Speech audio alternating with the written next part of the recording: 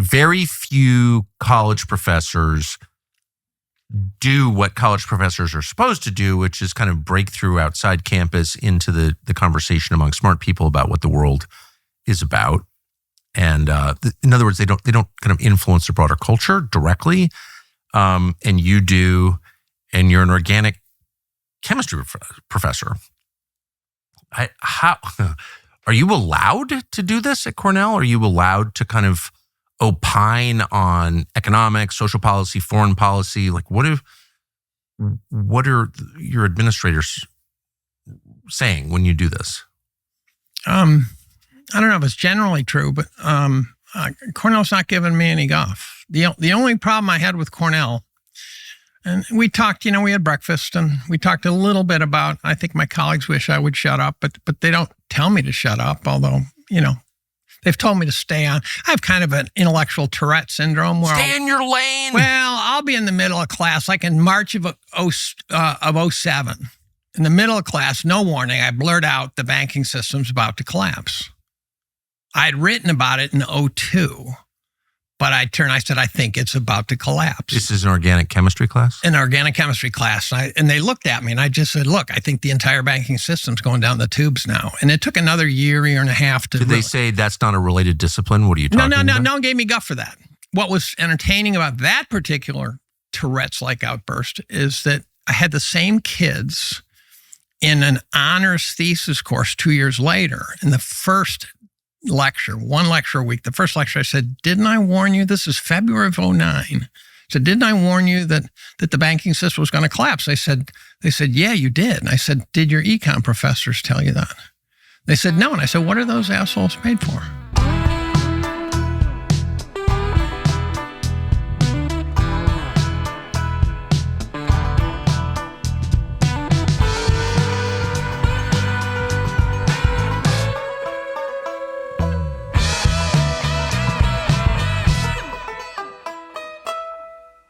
In this thesis course, I used a lot of guest lectures. So my first guest lecture was the CEO of Morgan Stanley Bank.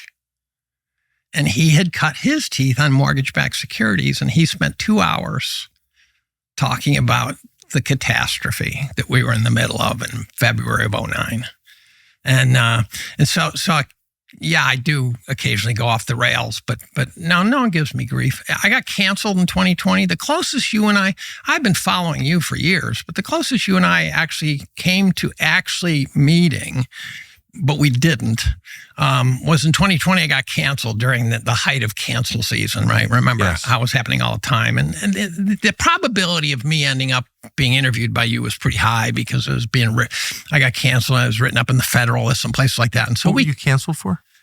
Oh, it was a real crime against humanity. I supported the police. Oh, okay. It was one of those. Remember the guy who got knocked over in Buffalo? Yes. A friend of mine I was doing a podcast with that Saturday posted that late one night and said, I think this is just appalling when the old guy got knocked out by the riot police. And I watched the video a couple times. I said, well, his name was Chris Irons. I said, we can talk about it on Saturday, but I have no idea what he was doing there. So this is in a tweet. And I said, he was poking riot police with something that looked kind of like a taser or something. Turns out in retrospect, it was a skimmer.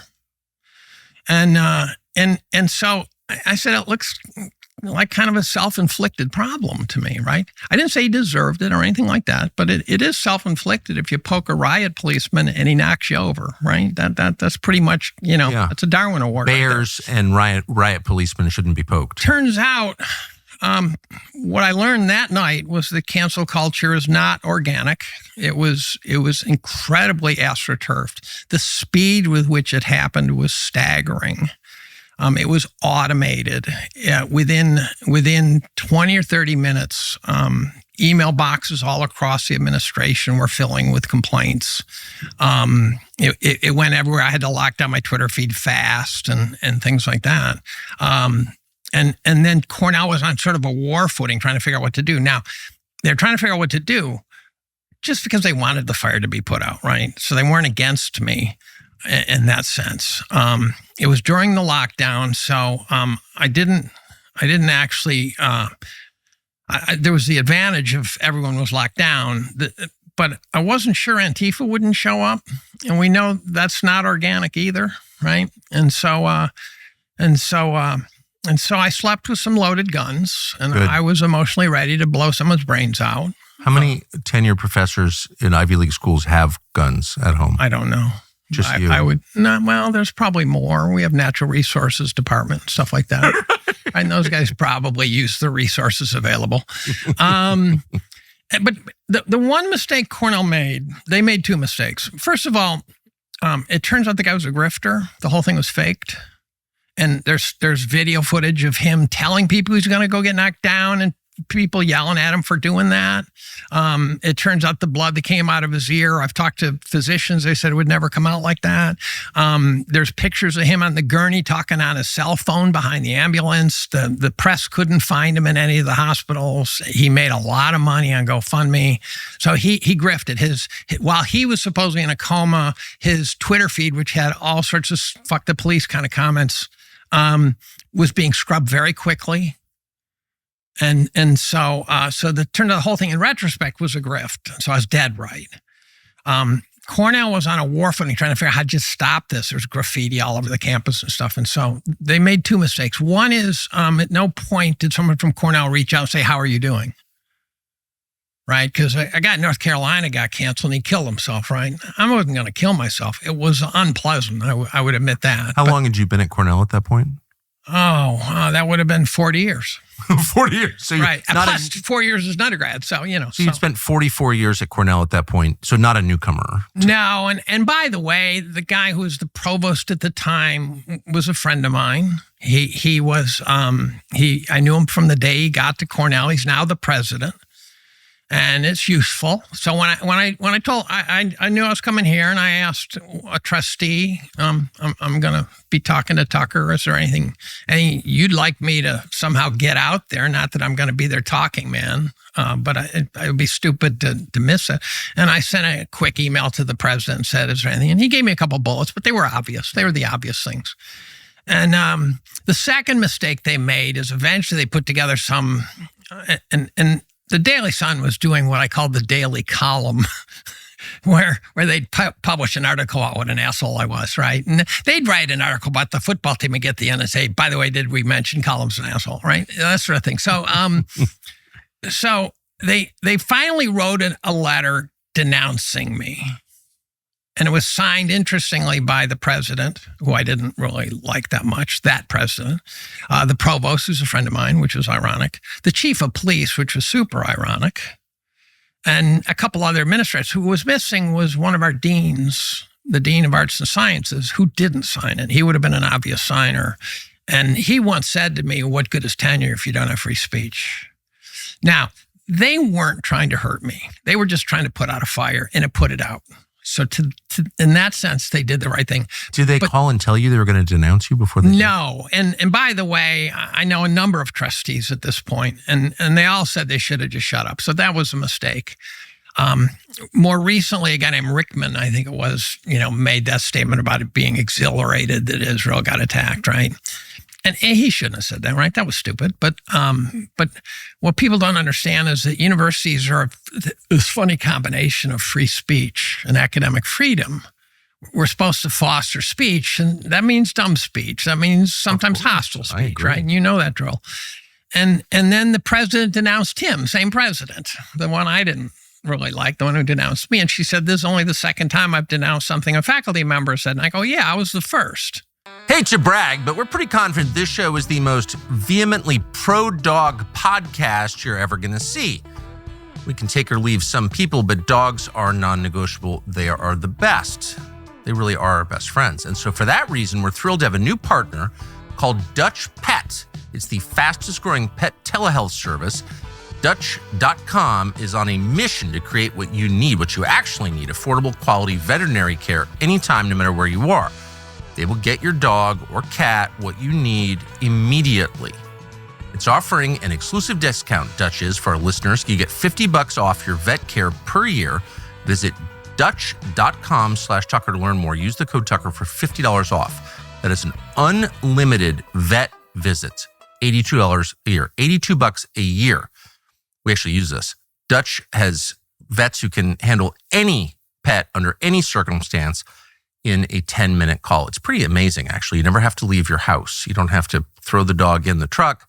No wasted time waiting for appointments, no wasted money on clinics or visit fees, unlimited visits and follow-ups for no extra cost, plus free shipping on all products for up to 5 pets. It sounds amazing, like it couldn't be real, but it actually is real. Visit Dutch.com/Tucker to learn more. Use the code Tucker for $50 off your veterinary care per year. Your dogs, your cats, and your wallet will thank you. What about the then provost, now the president, who was your friend who denounced you? Did that affect your friendship? No, not a bit.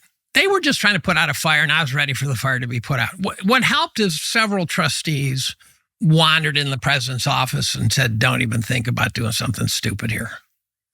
So I had, one day I put out a tweet talking about how lovely Cornell is.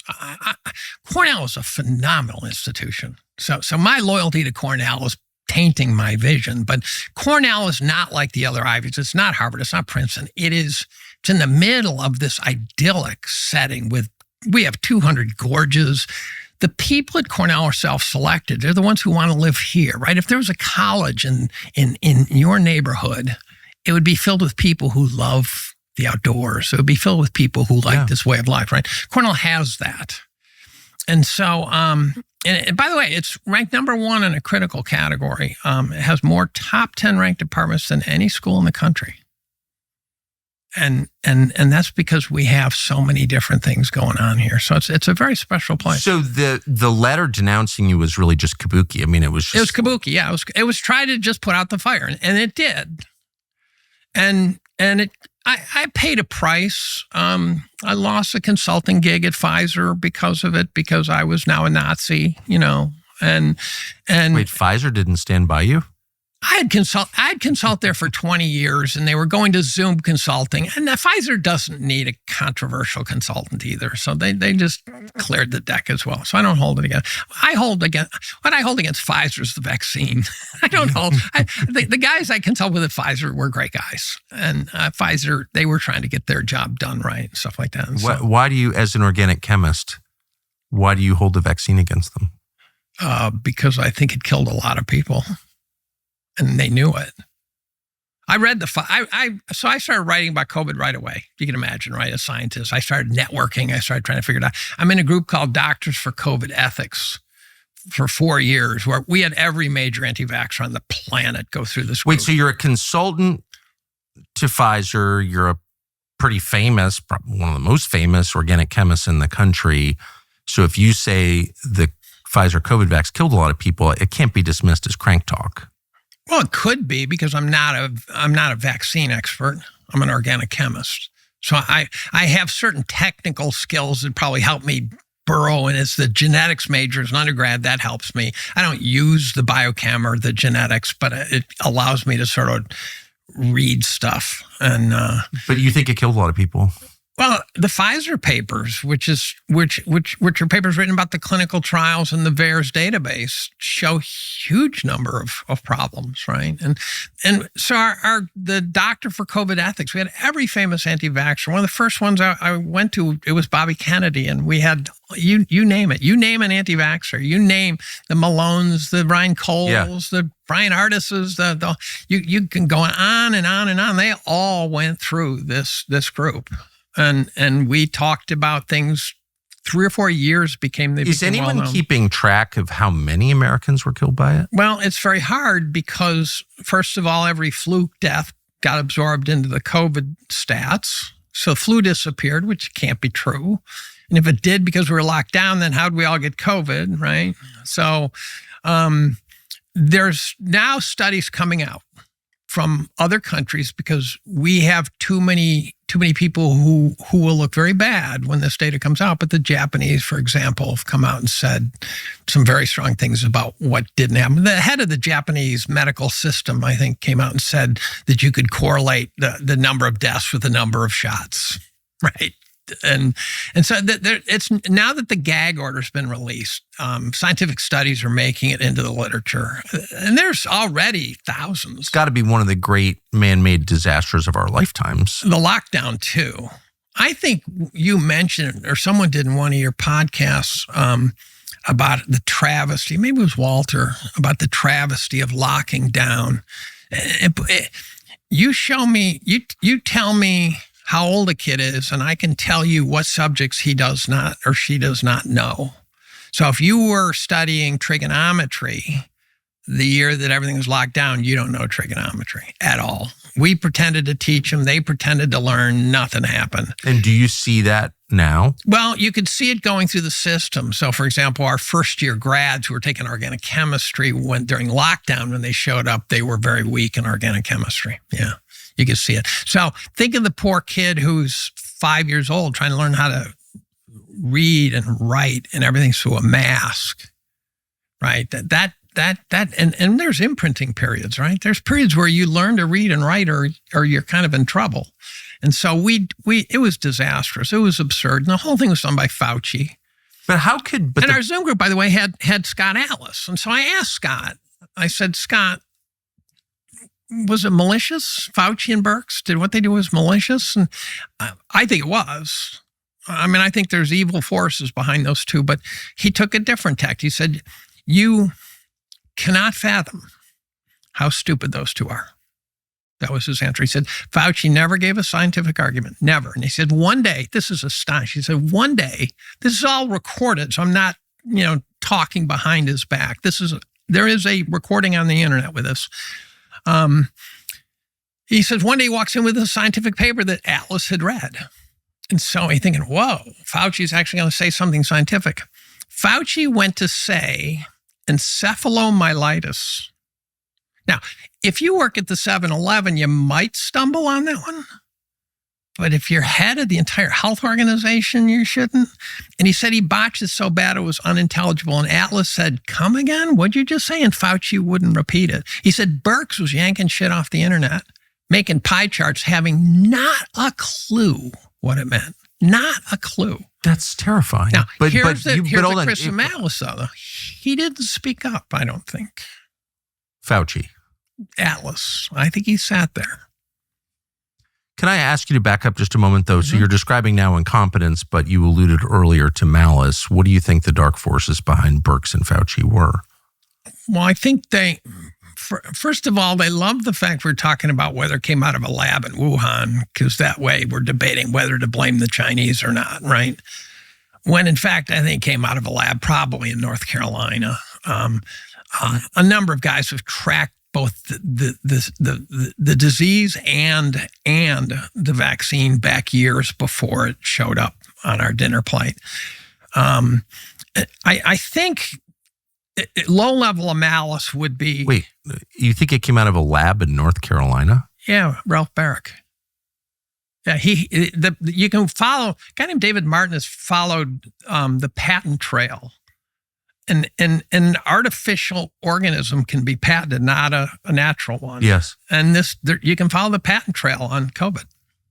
And you can follow the vaccine patent trail. And you can watch it get moved around, move from point A to point B. If it was created in North Carolina, how did it get to Wuhan? And what was that? We were funding research in Wuhan because we were not allowed to do gain of function. Sorry, I keep tapping the table. Oh, it's all right. This is a topic that deserves some table tapping. I've done podcasts where I have headphones, and I have three Boston Terriers, soon 4, and they snore. I can't hear them because my headphones are noise dampening. And then I listen to the podcast and hear this humongous amount of snoring behind me. So I'm aware of background noise. You didn't bring the Terriers this morning. I didn't bring the Terriers, no. So, but I just want to flesh this out a bit. You think it was created or begun in North Carolina, then brought to Wuhan to be elaborated, to be studied, so I think we took everything offshore because it got gain of function got banned in the U.S. But I don't think we banned it. There were something like 36 bioweapons labs in Ukraine of U.S. origin. Yes. So why is Ukraine perfect? Ukraine's perfect. To run a bioweapons lab, you need first world infrastructure. Yep. And third world people to test shit on. Ukraine's pretty much got that, right? Because Fauci, for example, in the United States, when he had to do clinical trials, when one of his lower rank, they'd go to foster care. They would do clinical trials on foster children. What? Yeah, you got to read Kennedy's book. Yeah. He did an estimate. They used an estimated 14,000 foster kids to do clinical trials. They said the kids would figure out they're getting sick and they wouldn't want to take the meds. That's like Nazi. So I think Fauci's been doing damage to people and killing people for many, many years. Yeah.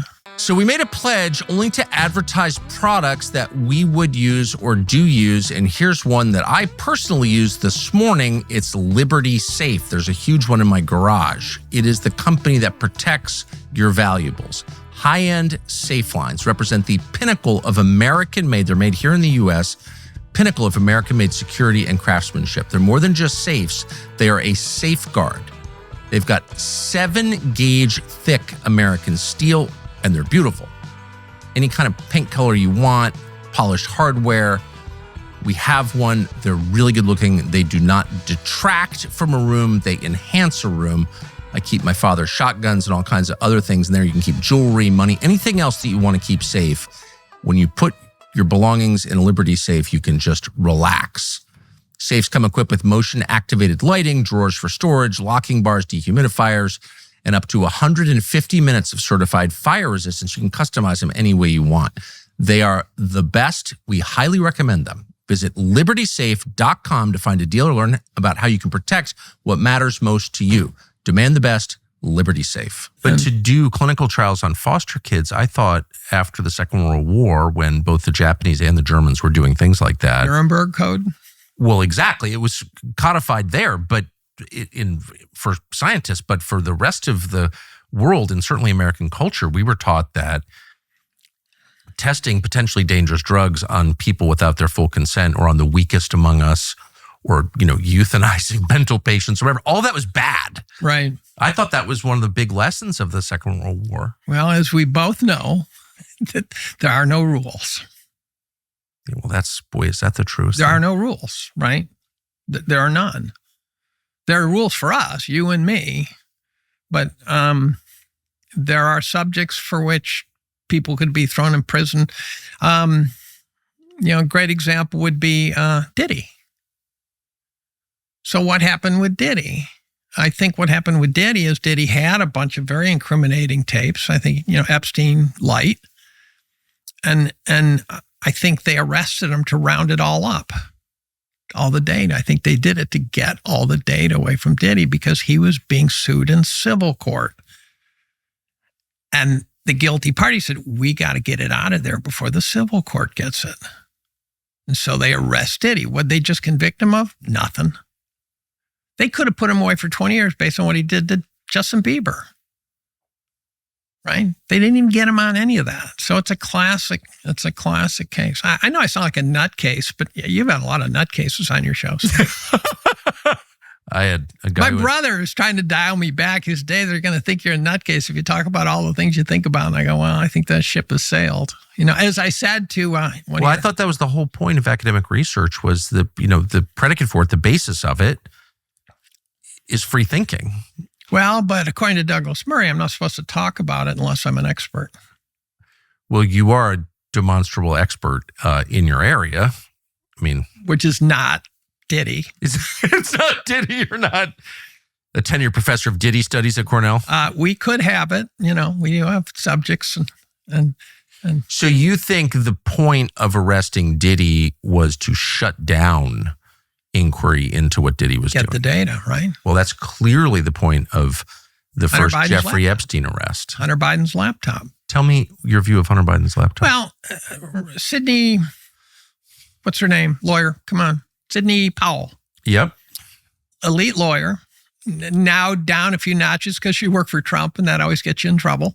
Yep. Said that if Hunter Biden's laptop were ever released, if Anthony Weiner's laptop were ever released, the government would fall.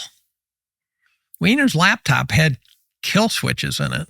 I mean, it was filled with crap that wasn't supposed to be there. We never get to see it. Supposedly 9 cops watch the videos on Wiener's laptop. They had to keep leaving the room because they couldn't stand what they were seeing. And all 9 are now dead. And there's names and faces and deadness, right? They're real people. Now you can say, well, maybe they died for other reasons. I go, but it's still 9 cops. And, it's like the 5 cops who died after January 6th, right? 4 of them were suicides. According to AI, there were about 80 cops really in the thick of things. 4 of them died from suicide. I don't need any more information to wonder what the hell's going on there.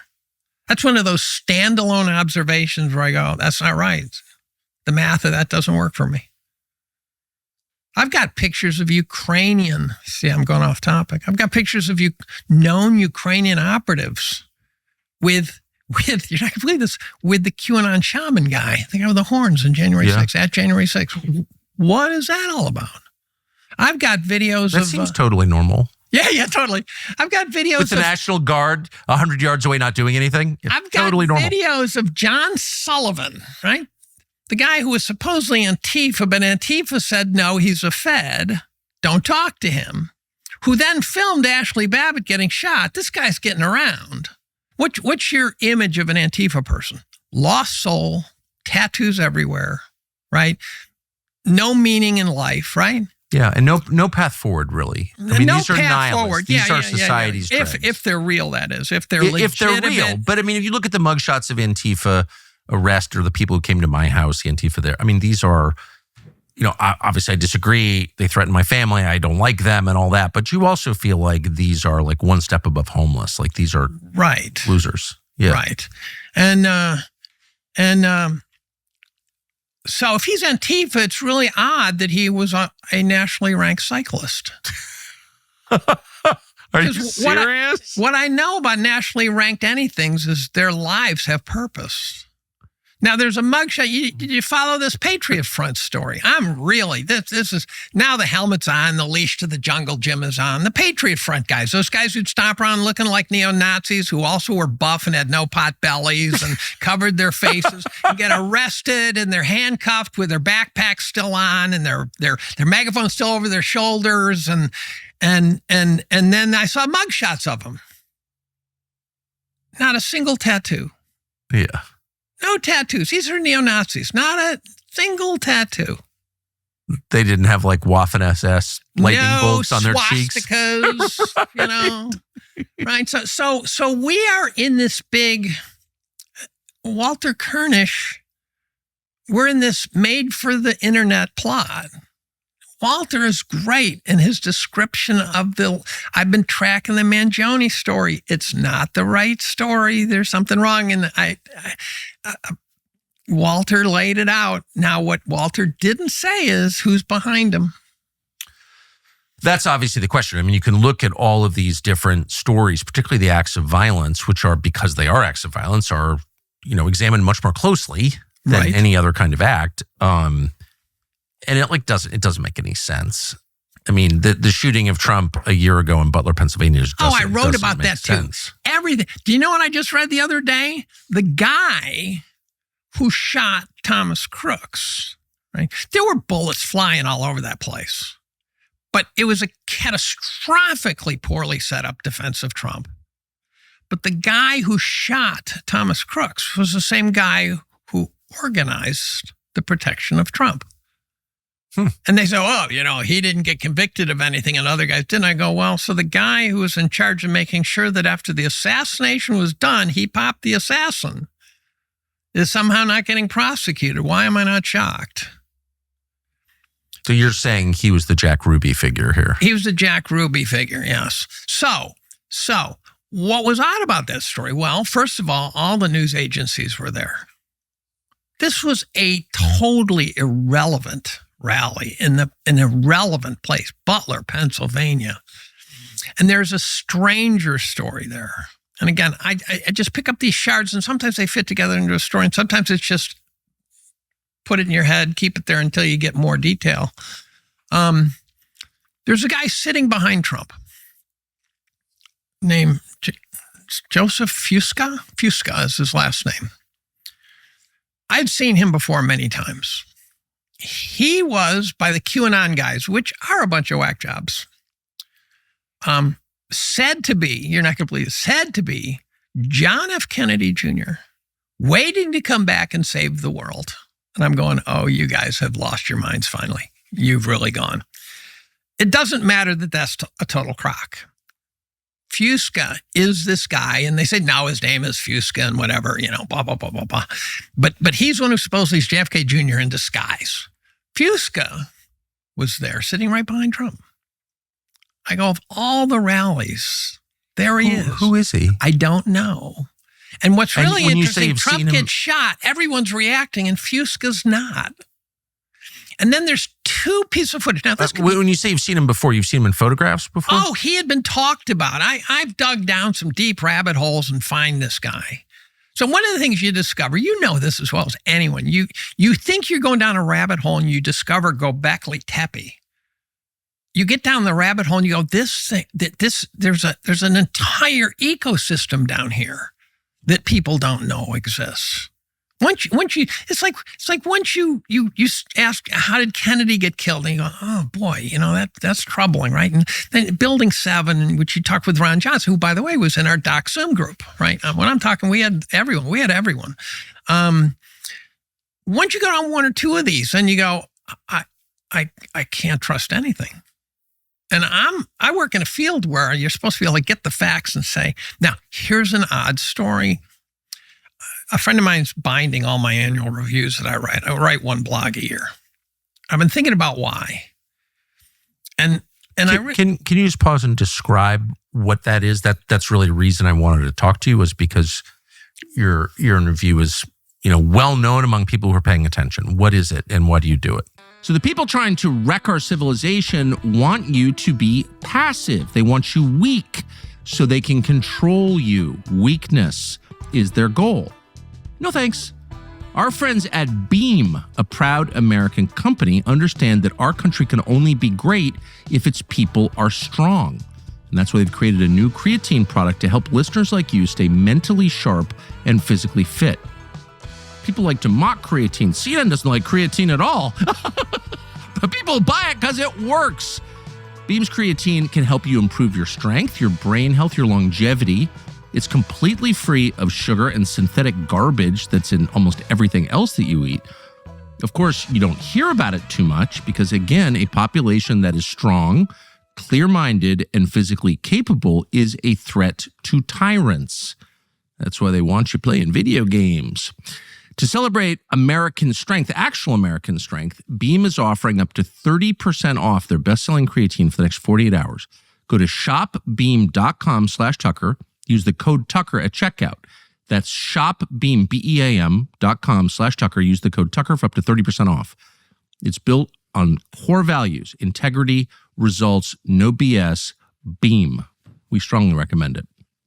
So I stopped paying 100% attention to chemistry and started on the side looking at markets when I became a boomer with some wealth, and I started paying, and I was a tech bull. And then by 98, I realized the markets were in trouble. I'd read enough books, read enough blogs, read enough articles. And then that naturally led me to politics, because if you don't understand politics, you don't understand economics. And around 07, I wrote I used to, on this chat board I was at, I'd write a summary at the end of the year. And part of it was to make sure that my fairly extreme views weren't costing me serious pain and suffering. And instead of getting 200 clicks, because this group is about 200 of us talking, it went to like 4,000. I go, what happened? I said, I put it on my blog. Someone told me that. So in 09, I decided to do it seriously. 30 years of investing. So I wrote this thing. I said, 30 years of investing from the cheap seats was the title. And it went wild, actually. And part of it was because I'd been highly successful as a rank amateur through the 90s as a tech bull. I made 700% on WorldCom and then got out. Right? I made 700% on Dell, Warner Lambert. I thought I was a genius. And so I had years where I made over 100% without leverage. And then I got out. And I got out due to Y2K, which turns out to be a grift. Yeah. It took me decades to figure that out. I thought I just blew it. But no, it was Silicon Valley selling software and hardware. And I can make that story if you want, but it's not worth it.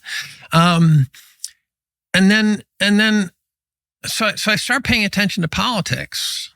And then I just went deeper and deeper down rabbit holes. Next thing I know, I'm reading about Putin in 2012, trying to understand what's going on there and stuff like that. So I just kind of naturally go down rabbit holes. Now, you can't market a blog worse than writing one a year, right? That's about as bad as you get, and I don't charge for it. So there's that. And then I realized, though, the reason it works for me is if I wrote a blog once a week, most of them would be garbage. Because imagine how many blogs I would have written about how Trump and Elon are best friends, right? And now it seems irrelevant. I'd be writing about how Trump and Elon are enemies. And then a month from now, it'll be irrelevant because they'll be best friends again, right? And so I could not write a weekly blog. And so what I do is by writing once a year, it gives me a long time to think about it. So I get the idea and then I sort of watch and go, oh, look at that. That's a puzzle piece right there. So it essentially is book length, 250, 300 pages every fall. And you can't, and you don't charge for it. And you also can't write it in March. That's not a year in review. So I usually end up with about 700 pages of links and notes. And if I see something, we talked before about using trite metaphors, you know, Yes. and how we both hate it. But once in a while, I'll see a way to insult a person. I'll go, oh, I'm saving that. Right? Now, the other reason it's really great, I think. Where do people find it? It's published at Peak Prosperity. And it's my pinned tweet. So it stays up there all year. And then until I publish the next one. And it gives me the chance to collect the information, to ponder what's going on that year. And some things become irrelevant, so I don't write about them. Some things become trite, right? But I think my analysis of the 2016 election, for example, is really good. The prophetic line. I was watching BET. Please don't get me to explain why I'm watching BET, Black Entertainment Today or something, whatever. Television. And some burly black guy's talking about Trump, and he says, forget the messenger. Listen to the message. Listen to the message. I'm going, holy moly, right? Turns out he was the head of the new Black Panther Party. I go, Trump just got endorsed by the Black Panthers. And then I saw Jimmy Brown, the running back, say he will be a president of the people. And all of a sudden, and so I wrote, it might just be a flicker, but I think the Black community's moving to the right. And boy, was that ahead of its time. And so what I won't do is write about something that everyone's writing about. Why? Yeah. The other problem I face is that I don't write about stuff I'm an expert. I write about stuff that I know nothing. And so when I wrote about, I've been following Putin, but when the Ukraine war came, first thing I noticed, I bet you noticed it too, it wasn't a war. It was a police action. And they weren't killing people. They were moving troops across the border. They were talking to Ukrainians. And I kept saying to my wife, this is not a war. And you see some grandmother going, this is just really terrible, you know, and I'm going, that's not a war. You want to see a war? Look at Baghdad, day one. Right. That's a war. That's what a war looks like, right? You'd see an explosion from 20 miles away. You wouldn't know what blew up, right? Like my wife thought I was nuts. I go, it's not a war. It's not a war. Well, it became a war because, as you and I both know, NATO wanted a war. And so it morphed from being a police action, which I think Putin was trying to throw a fastball past NATO's chin and saying, back off on this whole NATO that's thing. Correct. And so when I wrote about that, I found about 20 to 40 guys who are trying to get it right, which includes you. It includes guys like Max Abramson. Do I know that? Do I have that right? Glenn Greenwald, the guy who died, what's his name? The guy who got killed by the Ukrainians. Gonzalo Lira. American who was murdered by the Ukrainian government. And we could have gotten him out with a phone call, and we chose not to. 100%. Because the narrative was Putin's bad. Ukraine's a bunch of really nice guys, super nice guys. It's a democracy. What a crock of shit. That was a lie from head to toe. We wanted a war. We still want a war. I have intelligence friends too, not like you, but I have them. And I was talking to one the other day. I think he likes to talk to me because he can talk to me about these subjects. And in his universe, I'm the only guy he can talk to for which he doesn't have to worry, because everyone else in his world is connected to everyone else in his world. Right. So I think he likes to have real honest conversations. One day, we're on the phone. He says, "Do you do Signal?" I go, "Yeah." So we went to Signal. He said, "Someone was listening to us." Boy.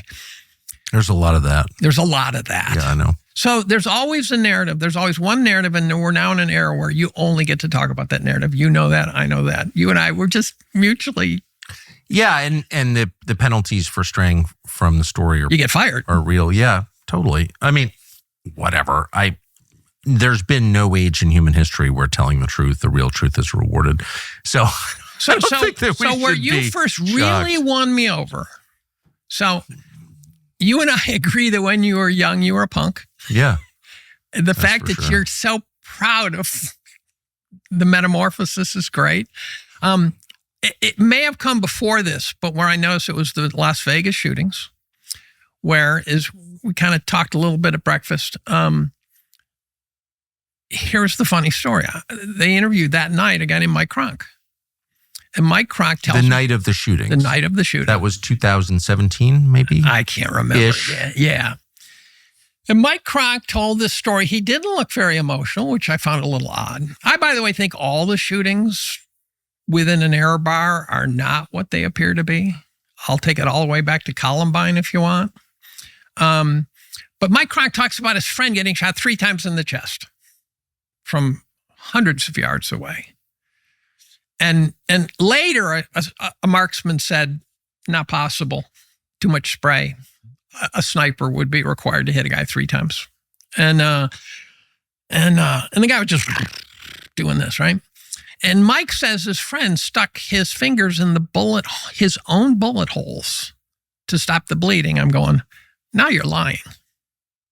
Why is Mike lying? Right away, red flag. Why is Mike lying? And who is he, by the way? Well, that's a great question. So Mike then finishes how they put him on a cart and wheeled him out. And may I just ask why? I'll tell you in a minute. Why did you know he was lying when he said his friend put his own fingers in Because his... you don't get shot 3 times in the chest and provide your own health care. Fair. Right? We thought this through when we started this podcast a year ago, and we decided we're never advertising anything that we or people on our staff don't use. Period. We're only partnering with companies that we agree with and endorse, actually, in our personal lives. So we want to announce a new partnership with a survival company we trust most. Last Country Supply is the name of our collaboration. Last Country Supply. I have a big surplus of survival food from that great company. If you get a bucket of food with a 25-year shelf life, 2,000 calories a day, potatoes, rice, bread, drinks, you feel a lot better. Let's say there's an EMP attack or civil disturbance, and you don't know what could happen in the future.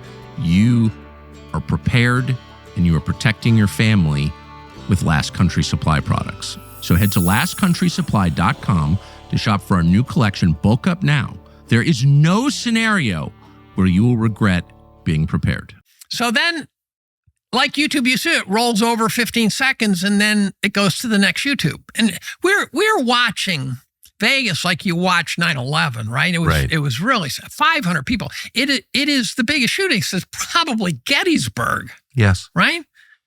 When was the last time you heard a gun antagonist say, "Remember Vegas? We got to get rid of guns"? Never. Right. And you know why.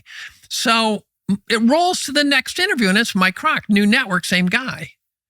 He tells the same story. Now he's looking a little more emotional, and his story changes just a little around the edges. And then it rolls to the next interview, and there's Mike Kronk again. And I go, why? You got 22,000 people, and why are you interviewing Mike Kronk? And then there were oddities that were always showing up, like some lady walking through the crowd saying, you're all going to die tonight, and they carted her away and things like that. Yeah, weird stuff. And so I tried to figure out who Mike Kronk was. He's just some hick from Alaska, right? He's just some hick from Alaska. After the fact, I looked and just picture him holding an elk by the horns, that he shot. The next day, the head of the police said, there's no way one guy did it. The following day, he said one guy did it. It takes a long time to show one guy did it, right? That's something you don't know. There's a lot of debris before you figure that out. There's now a documentary called Route 41. So I dug into this. What I noticed is you stayed with the story for about 2 weeks, maybe, and you were bringing up, and Coulter jumped in, Paddock was making money. How? Playing video poker? That's the way he's making a living? That's like saying I'm a professional crackhead? And then what happens is there was shooting all over the place. There was shooting everywhere. In the city that day. In the city that night.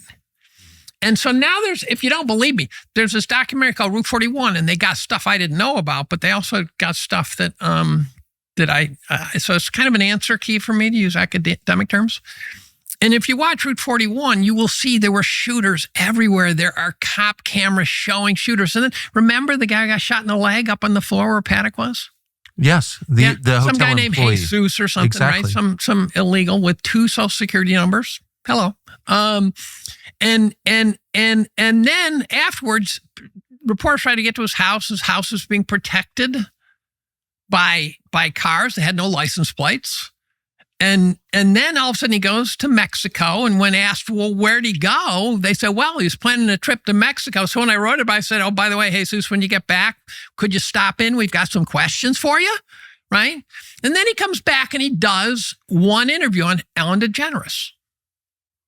And Ellen introduced him saying, and he's there with a handler I had already seen. I'm going, wait a minute. That guy, I've been seeing that guy a lot, that other guy. So Jesus is looking at his feet. His name isn't Jesus, but it's something like that.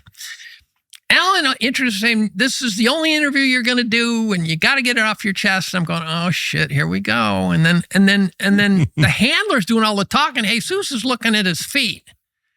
And then we never hear about Jesus again. Probably he's in some shallow grave somewhere because he's too inconvenient. But I tried to interview him at the time. Really? Yes. Couldn't get to him, could you? He drove to Mexico from Vegas. Right. 2 of them did. Yeah, probably with an escort. Yeah, then he came back, and I tried my hardest. Now, Alan works for the company that owns Mandalay. His handler. Yeah.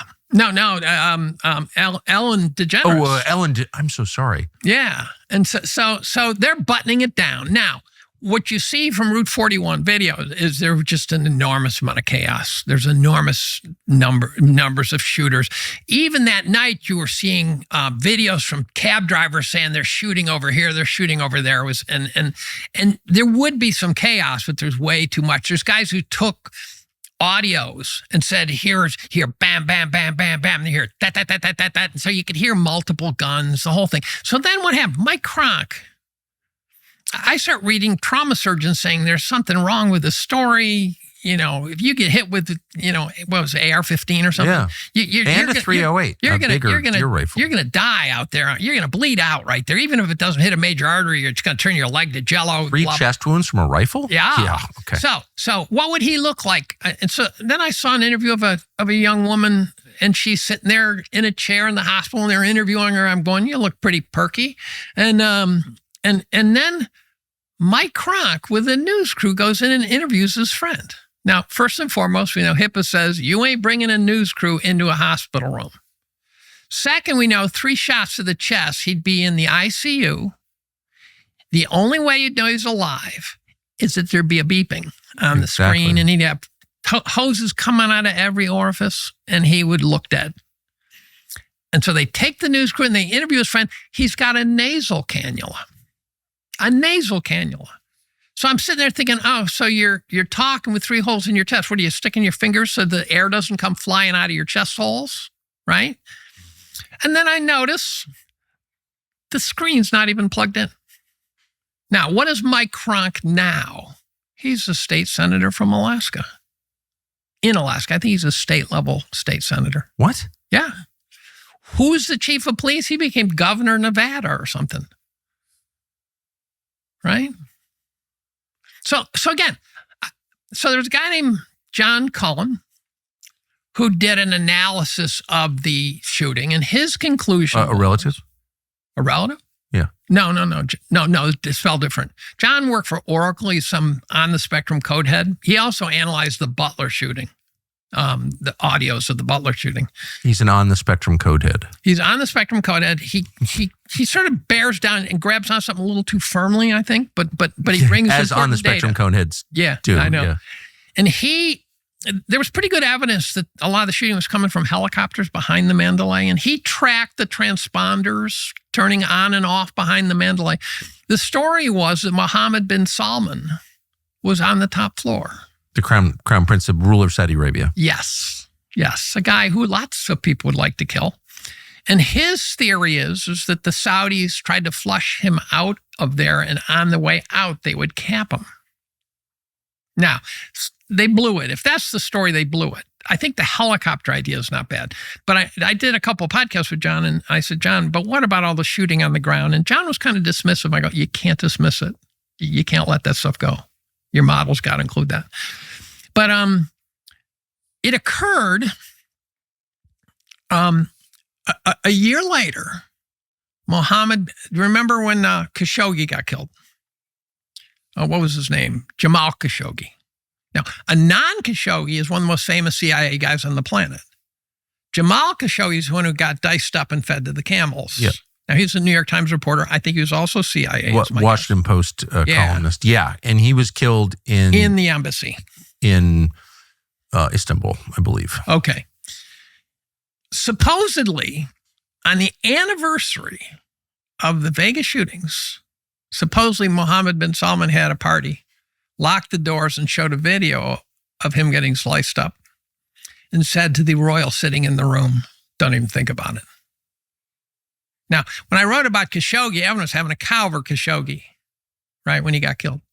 I'm going, we're killing tens of thousands of Yemenis. We killed 5 million people in the Middle East directly and indirectly due to our post 9/11 responses, yes. Right? And I called him ODK, one dead Khashoggi. I said, it is insane to worry about one dead guy in a region of the world where people die for no reason all the time. Who was at war with his own government, the Saudi government? I mean, I'm obviously not for vivisecting people, but I also think there's a scale of evil, and starving kids is worse than what happened in Khashoggi. I agree with you. Right. So you were the only mainstream guy who I watched steadily on the story, staying with the Vegas shootings, noting that there's something wrong. We got very hassled by law enforcement. I'm sure in Las you Vegas, did. Which was, I worked at Fox News, obviously, at the time, and big supporters of law enforcement. I've always been a big supporter of law enforcement. We've never gotten hassled anywhere. Just the opposite. Oh, you work for Fox News? Oh my gosh, of course. Slow down. But the official law enforcement is what got Man. I mean, they blocked our camera position. Oh, yeah. They were totally opposed to us doing that. I've never had that experience. So let's stay on the shootings just briefly. Uvalde. There's problems all over that shooting. Remember that shooting in Texas where the guy got into the school? I knew the mayor, yes. There's problems all over the place because, first of all, there's something like 800 law enforcement guys within reach of the damn thing. And there's a town of like 5,000 people. And then they didn't go in for 78 minutes or something. I go, remember. Excuse me, you show me 10 cops, probably 8 of them have kids. Right now I'm reading a book called The Moral Animal. It's about human behavior. Yep. And out of those 8 would have gone into, I don't care what you say, I'm going in. Of course. You give me a soccer mom, she's going in, right? 100%. And then there was the mom who did go in, and her story was incoherent. Her story, she came out and she said this, and then she said this, and it was not consistent. And I'm going, that's just a narrative thrown on top of it. So what are we looking at here? So Kayfabe. What does that mean? Kayfabe is something Eric Weinstein wrote about. He was asked to write an essay with a bunch of other scholarly types. And he said that politics was kayfabe. It was professional wrestling. And there's all these layers, there's all these tricks. It's way more sophisticated than people think. The way you engage the audience, and you have some reality and some non-reality, and things change. And he talked about politics being kayfabe. I don't think anything you see can be interpreted literally and at face value. Now, what would be the purpose, however? Well, as I was telling you, a friend's binding all my annual reviews, and I will probably make $1,000 off this. I mean, this is not getting rich. I'm paid probably 0.001 cent per hour pay for this task. I had to go back. I've been proofing the drafts from previous years. And what I noticed about 2013, 14, 15 is something's changed. And what's changed is you could get facts. And you felt like you were getting, and the stories would break and they would stay that way, and they wouldn't be shifting around. And you could say, okay, here's what happened, and here, and this piece fits in here. And now you can't. Now it's like, and we talked about using trite metaphors. Here's one, but I really like it. It's like when your GPS starts randomly rerouting you. And our GPS just keeps randomly rerouting. I go, I'm not taking that right turn now, So you just boot the GPS and you break out your gazetteer and you figure out where you're going, right? And so our GPS is rerouting us constantly. And one of your guests, Mike Benz, who I occasionally chat with briefly, who's very impressive. And as I've said, I don't know everything about him, and I don't mean just in a casual way. I think there's a complex story there. But right now he's saying the right stuff. He gave a talk one day where he talked about how around 2013, the so-called deep state, which is a term I've tried to figure out where it came from, and I think the guy who gets the most credit is kind of Peter Dale Scott, who wrote about drug trafficking, Berkeley professor, and he called it deep politics.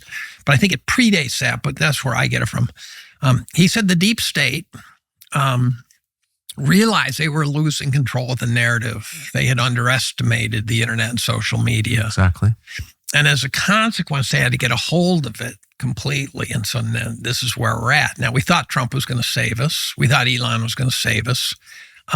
My Twitter feed is a dumpster fire. So instead of taking away data, they provide excess noise. So now instead of trying to suppress the signal, you just increase the noise. I think that's very deep, and I think it points to what's happening. I think it's clearly true. So what is a fact? That was the title of last year's write-up. What is a fact? Yeah, it's impossible. You can't actually control you can't restrict the flow of information across the internet. So you throw debris out there. Yeah. Right. It's like the pilots who throw the debris out the back of the plane so that the guided missiles don't know what to hit. Of course, exactly right. Right. And they also throw out debris so that then they can prove that it's not true, so you feel like an idiot. QAnon was clearly that. QAnon. Yeah, QAnon. What was QAnon? I don't know. I don't either. I avoid, I'd be listening to something and it would have useful information, and all of a sudden then it would show the whole, and here's Trump and his generals are going to save the world. No, I agree. For Christ's sakes. But I never knew anything about QAnon. I never paid any attention at all. I have a good friend who I really admire, who's much smarter than I am, who, because he is smarter than I am, took like a year to look into QAnon. What did he get? I don't fully understand it, but here's what I understand is that, some of the predictions in QAnon came true. I mean, it's a sophisticated thing. It's not just... Oh, I think it's a bunch of ex-spooks. For sure. It's not a bunch of college kids on 4chan or whatever they claim it was. These are guys who are probably pissed that the system went bad. It was the point of it, and it's unclear, who was behind it. I have some theories, but people I know actually, but I don't know if they're true. But what is obvious to me is that it's a control mechanism, trying to siphon off some of that energy and move it in a siphoning off the energy. That's less dangerous direction. Right. Focus on Wuhan, right? Focus on the lab in Wuhan. That's siphoning. It's all American politics. Like, have a race war. Leave us alone as we loot your country. That's right. That's right. There's a meme out there. There's a joke where the king and his right-hand man, his chief of staff, are looking at the angry townspeople. Some have pitchforks and some have torches. And the king says, "Don't you have to worry? You just convince the guys with the pitchforks are the enemies of the guys with the torches." Right. Well, so you said that a couple of times. Focus on Wuhan. I've fallen for that squirrel Wuhan thing. Squirrel. Why? A blind nut finds the squirrel. That's funny. That's real. I'm stealing that. Sorry, I'm just making a note. That's an original. I you never know if I heard it and forgot where I got it, but that's an original. It's the squirrel. What is that distracting? I think it is great. You put me in an asylum overnight. An asylum overnight? Yeah. My hotel's a former asylum. Is it really? Yeah. You didn't ask? No. Oh yeah, it's a former asylum. And I said, you finally got it right. Well, I think there's wisdom here. There is wisdom here. What are they distracting us from by having us focus on Wuhan? Well, huge amounts of grift. You interviewed Catherine Austin Fitz. Yes. I've been blessed. A smart woman. So I come out of nowhere. I have no credentials beyond those that I can create, right? And I think one of the ways you create it is by being truthful. Yes. And I know truth is everything to you. I try to make it that. And actually in this book, The Moral Animal, they say the reason we self-delude is so that you can be truthful and deceive your opponent. That's what self-delusion is. Yes. And I practiced a lot of that. I've been adopted by some people who didn't have to adopt me. And so, for example, I'm tight with Steve Hanke, who's a famous economist, and Catherine has been very supportive, and there's several dozen who somehow have decided that I'm worth their time, and help me. And so they're useful to chat with. They're useful to, but Catherine's story, and a lot of people think Catherine's nuts, right? But she talks about the huge amount of resources that have been siphoned off in the tens of trillions of dollars of resources that have been siphoned off. I know Catherine Austin Fitz, you can disagree with her. She's not nuts. That's not true. She's not what? Nuts. Oh, no, I don't think she is nuts, right? No, she's a grounded person. She could have things wrong, but 100%. That's totally different. And I had another friend who I think is phenomenal, tell me that she's nuts and don't get near her. And I said, no, I don't think so. But we all can get sucked down into the rabbit holes to the point you can't get out too. There are days where I wish, why don't you just go play golf? Yeah. Or right now I'm on my house is hanging off a 100-foot cliff looking west over Cuga Lake. I can literally throw rotten fruit off my deck and drop it down into the drink from, I'll show you afterwards, I'll show you photos. The view is such that if there are places in the country where the view would cost $20 million, not in Ithaca, of course. And I have people come and visit. They should. It's beautiful. I can't remember why I said that. That's probably You're saying that people dismiss, the few who are just committed to pursuing truth no matter what as crazy. And you gave Catherine Austin Fitz as an example, but you said you can actually go crazy. Oh yeah, by looking too carefully into. So the lake I'm on turns out broke the New York State smallmouth bass record about 3 years ago. Broke the New York State largemouth bass record last year, and I used to fish all the time when I was a kid, and I haven't fished it. What's wrong with this picture? Well, if you've got smallmouth bass there, I think you need to fish it on a fly rod. I know. It'll totally change your life. It's not a fly rod. It's a deep lake. It's a... but you can catch them on the surface with a popper. And if you catch a sizable smallmouth on a popper on a fly rod, I'm a 18-foot deep shoal guy. But, you are sinking line. But so, my wife thought that I had fish removed from my thumbs because she never saw a picture of me that didn't have a fish hanging off my hand. But I haven't fished it. Because you're absorbed in trying to figure out what's happening. I'm absorbed in raising kids. I'm absorbed in other things. My wife has issues I got to help her with. And And I have this fear of buying a boat. But you, as someone who has taken, ample intellectual energy and intelligence and focused it on trying to figure out what are we watching, which I think is like a fair way to describe what you're doing. Like, what is this? What's the truth of it? Has that been worth doing? That's the question.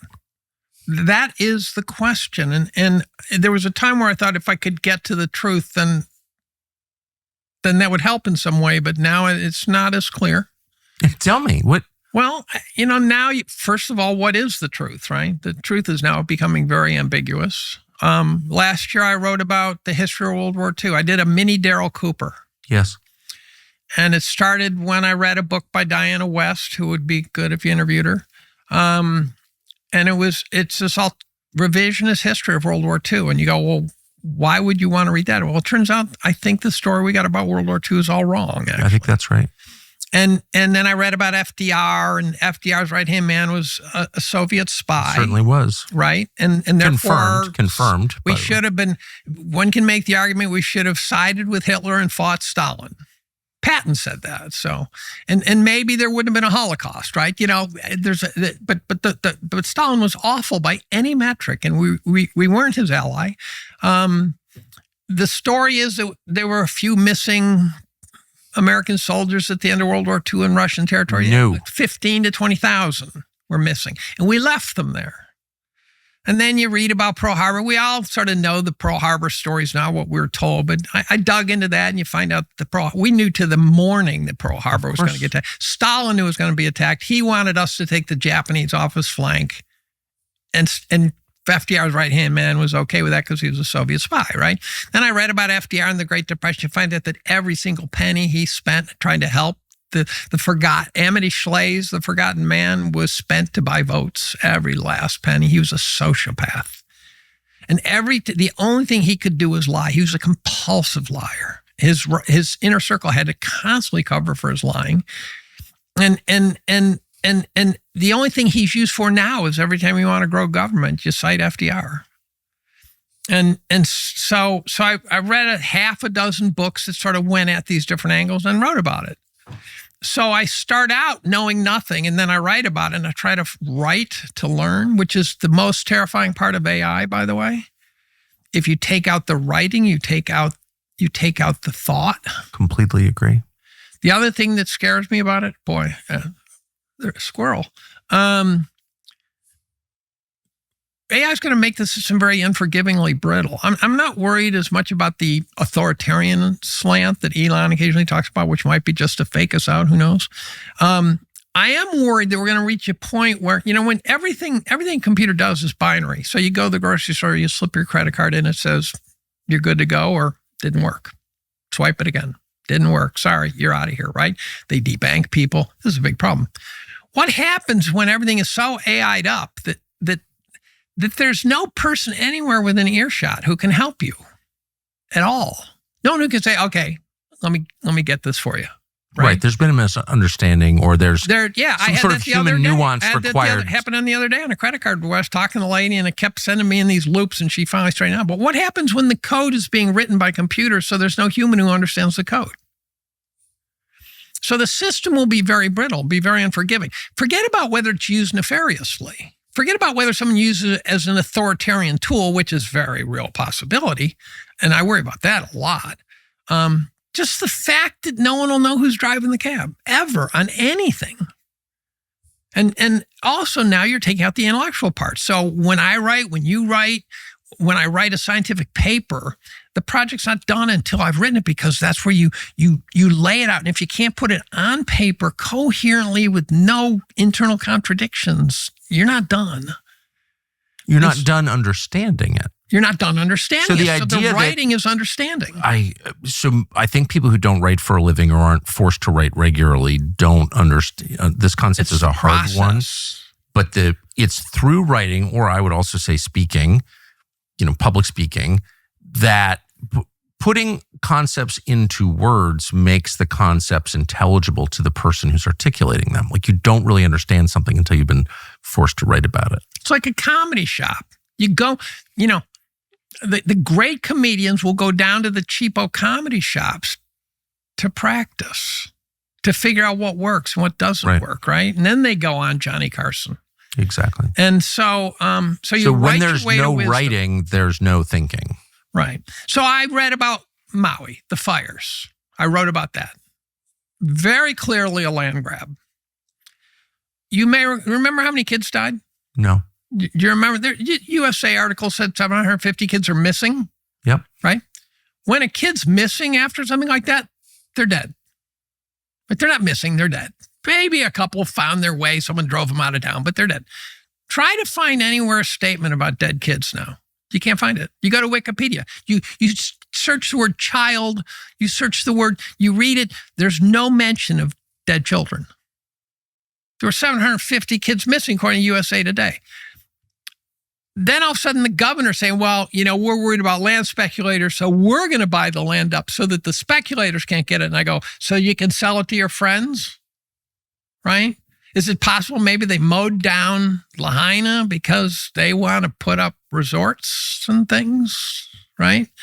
But what also was out there was this idea of directed energy weapons starting the fires. Now, I think that was a dead end.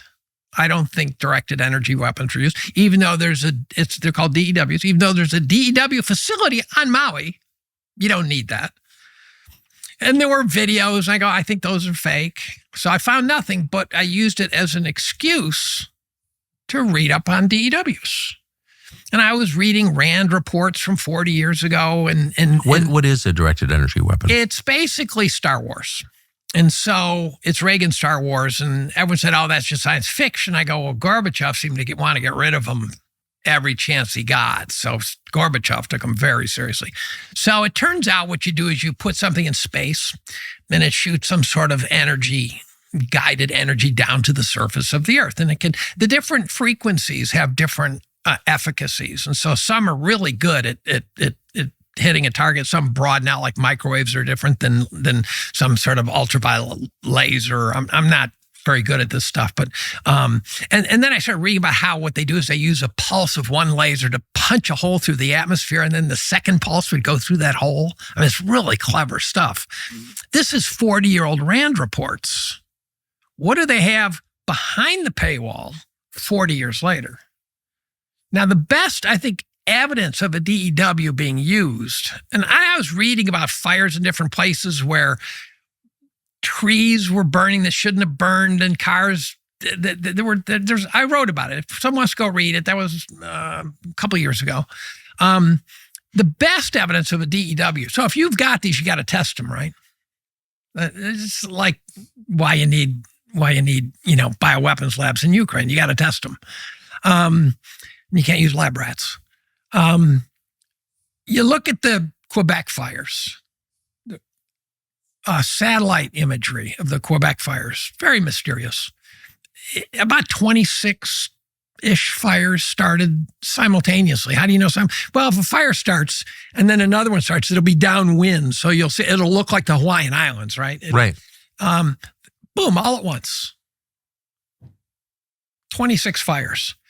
In a crudely buckshot pattern, there was 350 miles in diameter.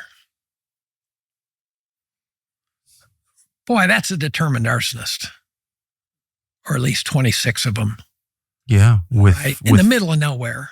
Yeah. With no roads. So. And say, a cell phone can't do it, nothing, right? They're in the middle of nowhere, and all of a sudden they all start simultaneously. And I'm going, okay, that probably was them testing out their weapons. And we have a lot of wars to test weapons, right? So your basic overarching theory is around 2014-15, it became clear to the people running the world that you can't keep information under wraps anymore because the internet is impossible to control. And so you had to flood people's brains with extraneous and misleading information. And shut down people. They booted the president of the United States off Twitter. Yeah. How is that possible? Because he was a racist? That's what Shut up, racist. That's what they told me. Shut up, racist. Right? He was a racist. Right. You know, there's something like 70,000 got booted off Twitter. My sister-in-law, she had a Twitter feed. She can't get it back. You know, somehow, I don't know how I survived. What was her crime? She must have said something favorable about Trump or something. I don't know.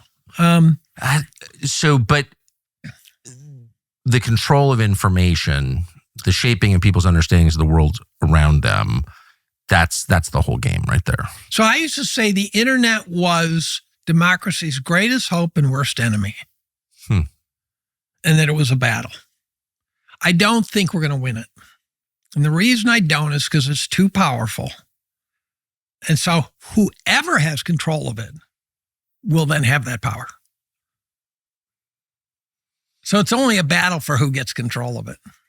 Control of information. Control the digital world. Yeah. So if you see voices out there dissenting from I hear voices talking.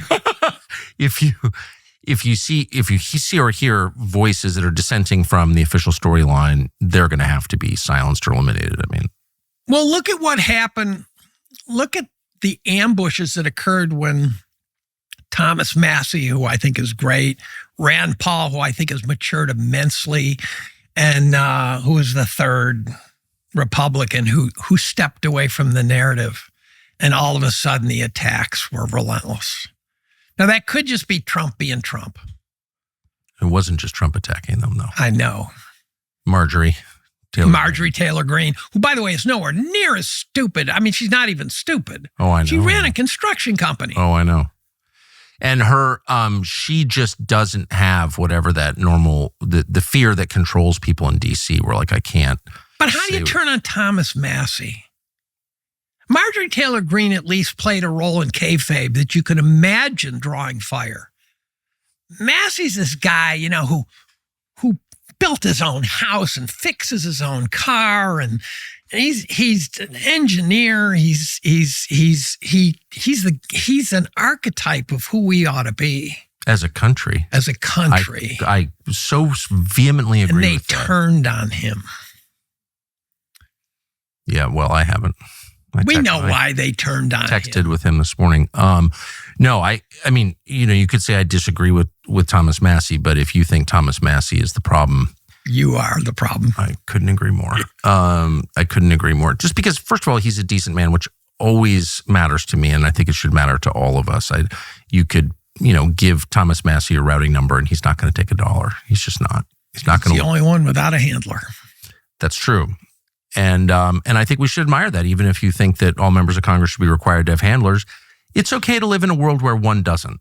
That's what I find so. Well, it's not okay to live in a world where everyone else does. No, I agree with you, but I just find what's so interesting, and there's a religious quality to all of these conversations that I find so striking. It's like, it's okay if you have, you know, all this power, all this money, if you're running the U.S. government or whoever you are with a lot of power. You know, you can afford to have some percentage of the population not play along. Like, you don't need, it doesn't need to be an Albanian election in 1982. Like, you can have some dissent. Unless you're an authoritarian state.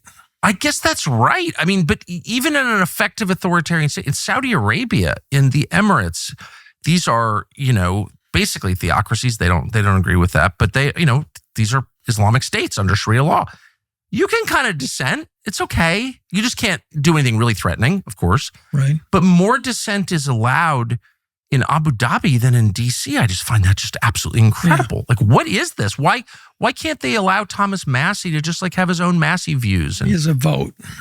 He's a vote, okay, but you got hundreds of others. Like, I just think it's weird. There's this desire to make sure that nobody sings off the song sheet. Like, and that person must be killed. And I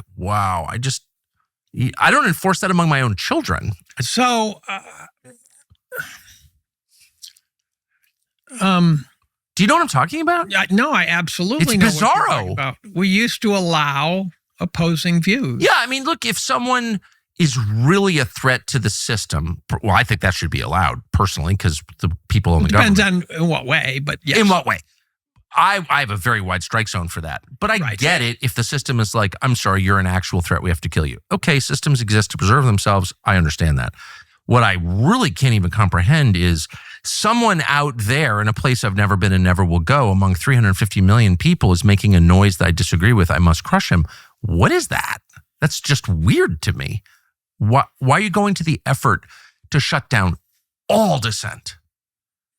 I don't know, but that's what's happening. Oh, I know. Not to swing the topic yet again. Let me get back to the universities. People don't understand universities. There are people who do, obviously, but the average person doesn't. So people are going to say I'm talking my book. Let me take this opportunity with your gargantuan following to explain how universities work. Well, let me just say before you begin that I'm amazed by the broadness of your thinking, right or wrong. You're certainly thinking thoughts that most people don't allow themselves to think. And you are a tenured professor at an Ivy League college and you still have your job, apparently. So that does say something. It would be hard to fire me. Apparently. I mean, part of the problem is one of the reasons I got canceled is because I twice fought unionizations. Yeah. And the first time was at the request of the dean of faculty. The second time was at the request of the provost, of late night phone call. You got to fight this. You got to put together a team. And that's the now president. And so if they fired me, that group was sort of behind my cancellation. So firing me would have been hard because, witness number one would be, did you ask Collum to fight the unions? And did that lead to, them canceling him and stuff like that? I really think Cornell's great. I think most universities are fine. We needed a fastball past our chin. Great example, Claudine Gay. Shouldn't be president of Harvard, shouldn't be on the faculty, shouldn't have a PhD, in my opinion. That is the sign of the rot that has gotten into the universities, but it's still an exceptional rot. So I don't see people at Cornell that look like Claudine Gay to me.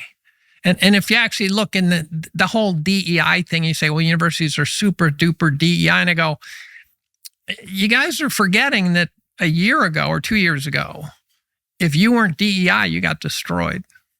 The whole system was geared up to make sure you paid dearly if you weren't DEI. So you had to have your deans of diversity, and the world was demanding it. And don't forget, this is a world where biological men were competing in women's sports. They still kind of are, but at least it's now starting to dissipate. And that was considered totally normal and was considered rational. And if you fought it, you get fired and things like that. So the universities were simply responding. Now, they'd gotten way left wing. My colleagues were all hired based on their skills, guaranteed. I'd remember a case if it was a DEI hire. I remember a case because I would have fought it. I would have screamed. I don't shut up on things like that. We try to find the best person in the world to hire, and we go for that person if we can. And we do pretty well. And so if you were on a campus, you wouldn't see what we're hearing about.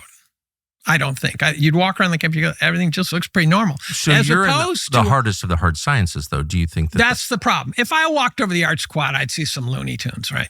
And we're now destroyed. The cost of an education is too high to waste it. And so if you're going to spend $300,000, you can't go into a career that you make $40,000 or that you make $25,000 because you're a barista. Yeah. Right? It's just no longer even viable. So you have to. So colleges, if I were president of Cornell, I'd put together an elite committee of people I absolutely trusted and say, you guys are in charge of trying to figure out where we should be in 20 years and how to get there. Because we can't be here in 20 years. It's not going to work. Arts and sciences and this whole idea of this broadly based education was formed prior to the cost and was formed when wealthy people went to college. So you could be frivolous if you wanted. And getting a sheepskin could get you onto Wall Street and be the lead analyst for all the dot-coms, Henry Blodgett style, right? Those days are gone. And so colleges are going to have to tighten up. But my colleagues are, I would say on average, out of 30 colleagues, I'll say I think 27 of them are left of center. And I can't explain why. Now, when I talk to them, they're totally rational people, totally reasonable people. The way it works as a chemist is you are an entrepreneur. You get a job. They give you startup money to get started. You have to then go raise money. Funding rates are ballpark maybe 15% of the people who get funded. By the way, the ones who never get funded, they've dropped off. So that 15%, there's people still trying.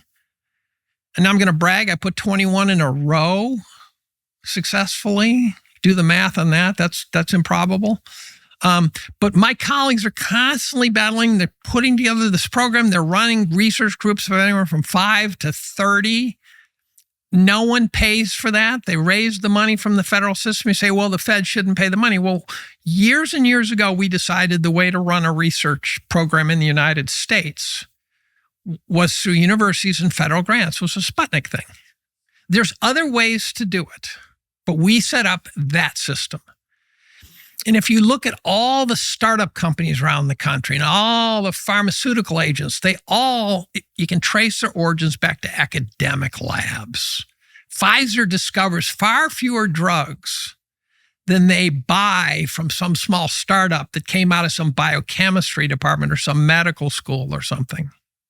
And so the academic research area is the foundation level starting point. I have a number of friends who are worth a fortune because they patented something. And that's actually good because it would be neutered and not even usable by the free market if it didn't have the patent coverage. And so it made sense. So it puts an incentive system in there, right? Cornell gets some, the investigator gets some, the department gets some, and the world gets a new drug. It's not a crazy system. Now, there's other ways to do it, but that's not how we do it. And we produce the best science. So it worked. Now, the problem is that Trump threw a fastball past our chin and we deserved it. We absolutely deserved it. So he's saying, look, get rid of the guys in sports, which Penn did with Leah Thomas. Get rid of the DEI, which a lot of schools are trying to, and at the same time ducking, naming them by different things. But the fastball was needed. The problem is, he, as you said at breakfast, it was the social stuff that Trump was going after.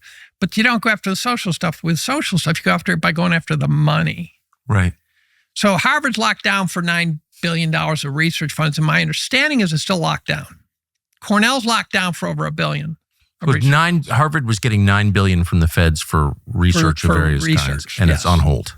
And it's on hold. And the word cancel versus frozen, I was trying to figure it out. Columbia, I thought it was a cancel. Columbia got crushed. And then Columbia put out a memo that said canceled. Now, I don't know if that's because it's been canceled, but my understanding is the money's not flowing. Now, the problem is, as a trustee said to me, if this goes into 2026, we're in a world of trouble. I said, if this goes into August, we're in a world of trouble. I've got colleagues with 15-person research groups that are all funded by these federal grants, and they do good science. They do good science. There's probably some crap in the humanities, but they suck about $10,000 of grant money out of the system to do that stupid thing. I don't know. And I don't even know if it's stupid. And there's no so now, if you're getting your PhD, there's no one who can give you a postdoc. That's the next step. That step's broken. And so the system right now is it's flatlined. And I really wish they'd gotten rid of USAID, and you told me they did. They just moved it. Well, that's a problem. But I think the academic research system was working. I think part of the problem from a civilian perspective are the endowments. Now, let me explain the endowments. So let me just complete the thought by saying it's the no tax part that I think drives some of us to want to sort of storm the campus with guns, because that's, everyone's getting, the private equity guys are taking all their income as interest, so they're paying half the rate. But for a normal person, you're paying over half of everything you make to the government, and it's being spent on nonsense or given to Ukraine. And then there are these giant hedge funds called university endowments that aren't paying any taxes. And I think that can really drive people bonkers, including me. Well, I understand. There are some subtleties of endowments. Again, it's not to say that you're not 100% correct, but I at least want to say to your listeners, so they understand what they're complaining about. First and foremost, there supposedly are rules where the universities are not supposed to be competing with the private sector. So, and they get around those. But if Cornell builds housing, is making money off the housing in town, that kind of breaks the rule, right? But they build dorms and things like that. So you're right about that. The endowments are a funny game. First and foremost, I looked this up last week. Approximately 50% of all endowment spin off. So it spins off at revenue, and Harvard's has been collecting since 1656. 50% of the money spun off goes to financial aid, which means making college more affordable. Admittedly, not very affordable for a lot of people, but making it more affordable. So half of the money being spun off is going right back to education of the students. Another 20% supposedly is for academic programs, which means paying for things that would have to be paid for or we'd have to do without. And I would argue we got bloated. So there's things we should have done without. If you looked at the dining program now compared to what they have now, it's really unbelievable. I'm not against good food. I'm against DEI administrators and administrators in general. Like, college should be focused on the professors. I agree with that. And that's where we should have gotten the fastball past our. So do any of these schools have more tenured professors than they do administrators? I don't think so.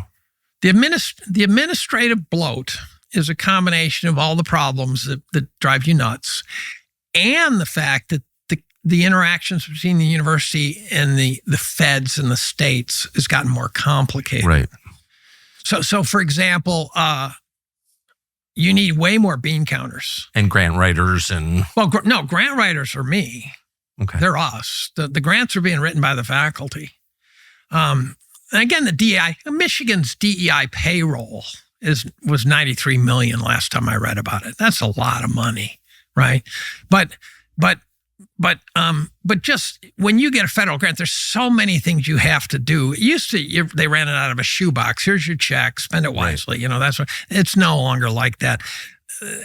Now it reached the absurd point where you're supposed to make statements about how you're going to save the whales and donate organs to Guatemalan orphans and things like that. And I think Trump's going to successfully get a lot of that crap out of there. He would save Cornell a fortune if he could get rid of all of DEI. Now, I do think the original idea of affirmative action makes sense. It basically said, go find people who are being missed. Look into the dusty corners where you normally don't look and see if you find talent, right? There's a famous chemist named Henry Gilman. I thought the SAT was designed to do that. No, it turns out the SAT has problems now. And the reason it has problems is because when Kaplan got a hold of it, they for profit coach kids on how to do well. And then they made it such that the SAT could be taken 3 times and you get to use only the one you like. All of a sudden, the cost of maximizing your score on the SAT became prohibitive. And so it's a legitimate argument that someone coming out of the hood cannot take the Kaplan course and take the SAT 3 times. But you shouldn't get rid of it. You should just be aware of what it's telling you. Would it be possible to design a corruption-free screen for intelligence and initiative? Shut up, racist. No, but I mean, no. So the idea was that the SAT was supposed to democratize education. We're just going to locate it. And discover kids who've got double 800s who you wouldn't have spotted. Exactly. Right. And actually, I have a child who got an 800, couldn't get into college. So clearly it's like the system has gotten so corrupt. So, but the idea, and Kaplan, you said, corrupted it as well. Well, it kind of corrupted the SAT. Right, that's what I'm saying. So now, the GRE, which is the next level, is nowhere near as corrupted because by then the students don't give a damn. They just, I'll take the GRE, so it's more legit. But is there? I mean, but the idea of a colorblind, class blind, pure, meritocracy test is. I mean, why give up on that? Here's what I think we should do. I was graduate. I was a director of graduate studies, which involved admission into our grad program for 7 years, record. The only guy who held the 4 administrative positions in the chemistry department. So that's pretty good for being the chemistry douchebag. And you learn about things. And I read undergraduate admissions on purpose for a number of years and you read Regents. So I might read Manhattan, for example, and you learn about who's applying and stuff like that. And what I think you want to look for is a system where you see evidence that a kid overcame something. And it's not about color, although you could say non-statistically it's about color, right? But a kid from the Ozarks, J.D. Vance, who I find his origin story a little suspicious, I must admit. But so we had a kid who applied and everything was sunshines and Skittles, rainbows in his application. And one of his letter writers said his mother died here, his father died here, he was raised by his neighbors, and I'm going, and he didn't mention it? I hope you let him in. Oh my God, yes. You give me, in graduate admissions, I see some kid from Stanford with 3.0. I didn't take him because a 3.0 is a kid who accepted a 3.0. You show me, I'll take a 4.0 from St. Mary's College of the Divinity. Because that kid said, here's the highest you can get to. That kid got there, right? MIT kids with lousy GPAs are lousy grad students, even though they're smarter than hell, but they're cocky. Now, it turns out you show me a kid from Stanford with a 3.0 who played football. I take the kid in a heartbeat. You show me a kid from Stanford who is a 3.0, who is brilliant violinist. I'll take that kid. Here's my son. My son applies to Cornell for reasons he was going to get in. But his resume, I had one son who was underachiever as a kid, who's now phenomenal. And the one who was a superachiever. What's superachieving? And we didn't push him because it was a pain in the ass. We were driving all the time. All-state orchestra, first violin. Gold medalist in the 8th state regional gymnastics championship. 5th in the nation equestrian. Played lacrosse. Got a resume better than that? So here's what happened. My older son, who could care less about school, just nothing. His teacher also, sweet kid, no attention. At one point I said to a teacher, the only kids he's beaten are crack babies. And she kind of blew a snot bubble and then said, yeah. He's now phenomenally successful. He's a super dad.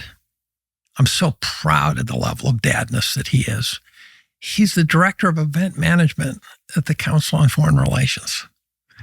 After being the most underwhelming kid in high school, he grew up. He climbed Mount Stupid a little bit late. And fortunately, he was in a family that could help him get over it when the time came. The thing that we get credit for is not breaking him. Is not forcing him into a mold that didn't fit. You know who he is? You know the book Ferdinand the Bull? Of course. Child's story? Yeah. That book wasn't for kids. That was for the parents. That was telling the parents, your kid is Ferdinand, maybe. My other one was Mike Mulligan's Steam Shovel. Yeah. Right? Faster, the more people watched, the faster he went. Ironically, the overachiever got to Cornell and got lost. The underachiever just grew nicely in college. And now the younger one is now a professional after trying cubicle farming and all that crap that you get by being a business major at Cornell Hotel School. He's a professional violinist in Boston. Better outcome. Better outcome. Bank of Dad's important because violinists in Boston don't make a lot of money. But I'm happy to support it because it's his soul. You know why he's a professional? You want neurobiology? My wife was flat on her back when she was pregnant. She put headphones against her stomach and played classical music when he was in the womb. I know prenatal development's important. By the time he's 3 years old, his friends are singing B.I.N.G.O. and he's listening to orchestra pieces. And he'd say, I like this part right here. And you'd hear the second violins come in there and you go, right there, I like that. And I'm going, holy shit, this kid's got an ear. He has an ear like you. He developed an ear from the womb. Mm-hmm. So don't do that to your womb. You'll have a musician in your family if you do that. So I want to ask you, here, since you mentioned the struggle, the triumph, but also the struggle to pay for it because the economy doesn't support young people very well. Since you did call the financial collapse of 2008, it sounds like. Mm-hmm. In 2002. In 2002. So you couldn't get rich shorting anything. I shorted twice, and it's shorting's for fools and pros, and the Venn diagram of those two is almost that. That's exactly right. They're both. I know both. Yes. Yeah. Where are we now? We're in a catastrophic situation. Catastrophe seems strong. Yeah. Well, I think you can make arguments the economy has a lot of problems, and there's a paradoxical problem with the economy, and that is you can go up to any 7-Eleven and they can't hire. There's help wanted ads, so it looks like an economy burning hot. But if you look at the high end, there's layoffs going everywhere. So there's foreshadowing of real trouble coming. So college graduates, even Ivy League graduates, humanities graduates, not engineers or chemists, but the business guy or whatever, they're having trouble getting jobs. The kind that they're trained for, certainly. Yeah, but there's just, I know a bunch of them, but you see it in the numbers. Educated 22-year-olds are having trouble getting jobs, but 7-Eleven can't hire. Right. So what is that? Well, so this is a normal sort of, it's a distorted version of I think a recession coming or we're in. Now, where it gets complicated is if you don't believe the inflation numbers, which I don't, and you've got Chapwood Index and shadow stats that give inflation numbers that are probably on average 6 or 7% higher than the official numbers. The official numbers are corrupted. And I don't want to go into it because it's technical, but the CPI is stupid. The CPI is crap. Yeah, right. I agree with that. Now, here's the problem. If the economy's been growing 2.5%, and the inflation numbers are underestimated by 4, means we've been in a recession the whole way. Yeah, moving backwards. We're moving backward. And you say, well, that can't happen. The recessions last, 2 quarters or whatever. And I go, no, the British Empire was in a recession for a century, right? They just shrunk and shrunk and shrunk. And so no, you can be in a slow decline. But that's not the catastrophe. Recession means decline. Yeah. Actually, I think it's a stupid word because I agree. It's like, you play golf? No. Well, if you play golf and you go down into the sand trap, according to the definition of a recession, once you start climbing out, you're out. You ask a golfer if he's out of the sand trap because he's on the upslope of the trap, he's not. No. So the fact that your economy is now growing again, if it's coming out of a hole, as far as I'm concerned, you're not out until you've gotten past that previous period. So you're at par. Yeah, so you're at par, right. Now, that's not the catastrophe because they happen all the time, and we've been able to either cover them or fake them or prevent them through very bad monetary policy. Right. And what's bad? Pumping the stock market is just stupid. But private equity has bought up 80% of the hospitals, the healthcare. And what they do is they go in and they buy some organization. They strip it of its assets. They load it with debt. They pay themselves huge fees and bonuses. And then they sell the shell of a company, which is now effectively worthless, into the marketplace, like to pension funds who are not smart enough to recognize that they just bought a piece of crap. And according to Gretchen Morgenson, a 47% bankruptcy rate. Now, post-sale. Now, as long as it's profitable to buy up viable companies, destroy them, sell the shell, and make money, money's too loose. Precious capital. If capital is of real value, it's a moat. So a good businessman can get capital, bad businessman can't. The fact that BlackRock could buy single-family dwellings, which is a terrible business, you really can't make money unless there's a housing boom and you leverage up to hell. The fact that they could get it at an interest rate of 0.15%. is a highly flawed system. And that's where the inventory went after 07 to 09. It got bought up by these guys who could lever up and then charge rents to people. So they basically scoop up the housing market. Now, with free money. With free money. Kind of free money. Unlike, credit cards, which are 25%, right? And not just free. I mean, once you factor in inflation, it's a gift. Yeah, it's profitable money. Literally, just taking the loan is profitable. Yes, you don't have to do anything with it. Yes. Right. Yeah. So here's what happened. Somehow, the market has ceased to respond, and the reason the market's important is because of the wealth effect, and that is that if you own equities, you own a house, and they're soaring in price, your spending habits change. I'm having a great year, for example. So when the bank of dad has to provide some liquidity to the children, I feel okay about it, right? The problem is that it's a false wealth. It's not real wealth. It's a false wealth. So what happened? Well, I'm getting tired of seeing these. I see 4-year plots of the equity market, and they make various comparisons. I go, don't go back 4 years. Don't go back 40 years. Go back 120 years.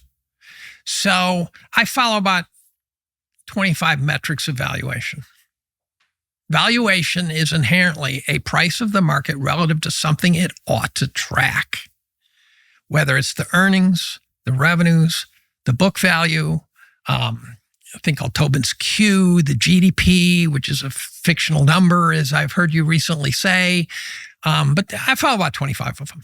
So you can kind of track whether the markets have gotten expensive relative to the thing it ought to track. Now, around 1981, the markets were at the cheapest valuation, arguably in history. Inflation was scaring everyone, which is why they were cheap. It turns out that the boomers were just hitting the workforce. So demographics was a huge tailwind starting around then. And most economists agree demographics is huge. Now, I'm disingenuous in that I quote economists selectively. In the next sentence, I'll probably say something horrible about them. And so I'm obviously cherry picking my data, but economists like demographics. So the boomers hit the workplace. So it was almost guaranteed. I think Reagan was not important. I think he did some very important things, but I think whoever got to be president was going to be at the beginning of a boom. It turns out that China was coming out of the Dark Ages. They started selling labor at slave wages. They were so desperate for capital when they sent their leader, don't make me pronounce his name, to the United Nations when he first started opening up. Was it Deng Xiaoping? Yes. And they had to scrounge to get the money to send him. I mean, they really didn't have any foreign capital. And so I remember when China said, we're going to let our workers keep some of their profits. It's like, whoa. Russia had, Soviet Union hadn't collapsed, but they were in trouble. So they were obviously cranking a resource base as hard as they could. And we had our guys in there helping them and stuff like that. And interest rates were at all-time highs. And if you read a 1999 article by Buffett, who I think is a hoser, I think he's much more of a stock jobber, much more of a conniver than he is. He loves to be the mafia don, walk around in a bathrobe saying, I'm harmless. He is not harmless. When we're in a bottom, he breaks all sorts of laws. They do all sorts of insider crap to bail the system out. But he pretends to just like Dairy Queen and Coca-Cola and whatever. He wrote an article in 99 that said, you want to understand secular, big, long, bull versus bear markets, it's all interest rates. He said, it's not GDP. He said, from 67 to 81, everything sucked. It treaded water, not accounting for inflation, and the markets dropped 75% accounting for inflation. So it was a horrible period. He said, the GDP grew faster during that period than from 81 to 99. But interest rates from 67 to 81 went up. Monotonically. From 81 to 99, they went down. So we started in 81 with interest rates in the high teens. And over the next 40 years, they dropped to zero. That is absolutely the story. So when interest rates are dropping, risk assets go up. Yep. Because they're competing against and as they get cheaper. So bottom line is that We just enjoyed 40-year recency bias. Can you just explain that principle right there? You said as interest rates drop, risk assets go up. Or are you going to buy shares of a stock that, by the way, has treated you like crap over the previous 14 years, or a bond that pays you 17%? Right? So the bonds become less, the fixed income becomes less and less attractive steadily for 40 years. Now, take the Case-Shiller PE, which is just one of the metrics, but I happen to like it. It's a kind of an averaged price-earnings ratio. It also doesn't allow you to cheat because it doesn't use the immediate, and forward PEs are stupid, but Case-Shiller averages, so I like it. If you take the Case-Shiller from 1880 to 1990, it just channels. It's a valuation metric, and it just goes up and down and up and down, and that's what it should do. It responds to things, but it stays in a channel. It's flat. Valuation metrics shouldn't trend. They should trend for a while, but then they should regress to the mean, unless someone can give me an argument why they should trend, and I don't think there is one, and I've tried to find one.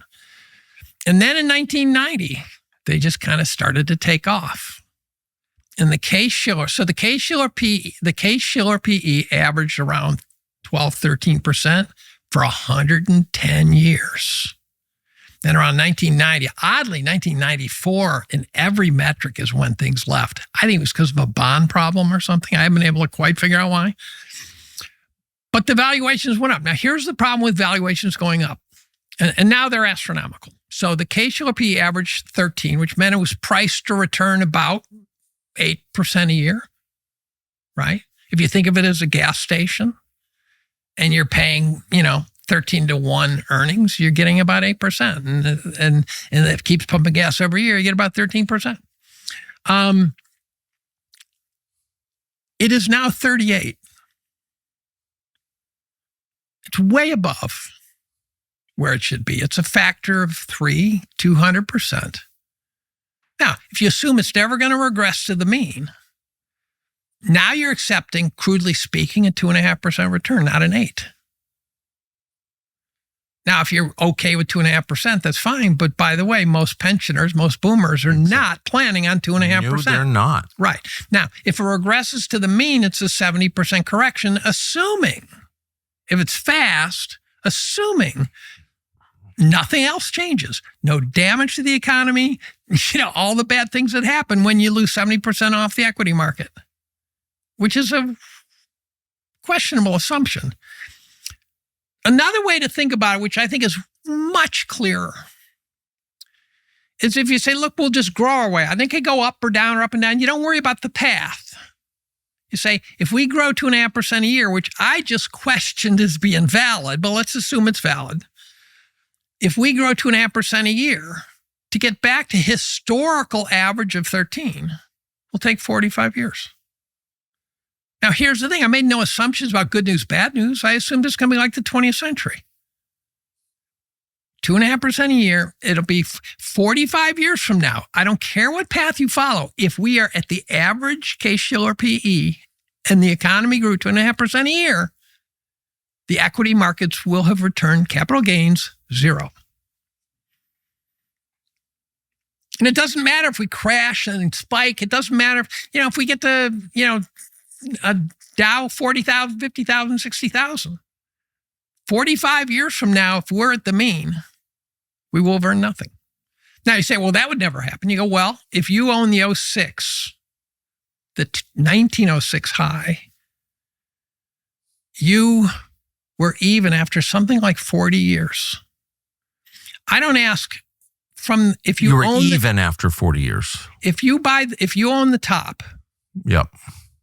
People always say, well, how long did it take to get back to the top? That's a favorite question. You go, oh, it took 22 years. Oh, it took 15 years. Oh, I like to ask the question, no. Not how long it took to get from the top back to even. How long did it take to go from that top to the last time that price was attained, adjusted for inflation? And those can go anywhere from 40 to 75 years. Oof. All you have to do is look at inflation-adjusted S&P and draw a line from a top across the S&P, and you will find that most of them break even in the mid-80s, no matter what year they started. So you're just answering the question, what the hell is going on with land prices and asset prices? Everything's mispriced. But is it mispriced? I mean, if I've got excess money, and I need to store it somewhere, and I'm listening to you, I'm like, I think I'm going to buy something a little less volatile, a little more real. Like real estate. Exactly. Okay. The first time home, and I know this drives you bananas, the first time home buyers, not too many decades ago, were on average about 30 years old. Yep. I just read, what's the fact? I don't know, 56 now. First time home buyers, 56. That's going to have massive consequences.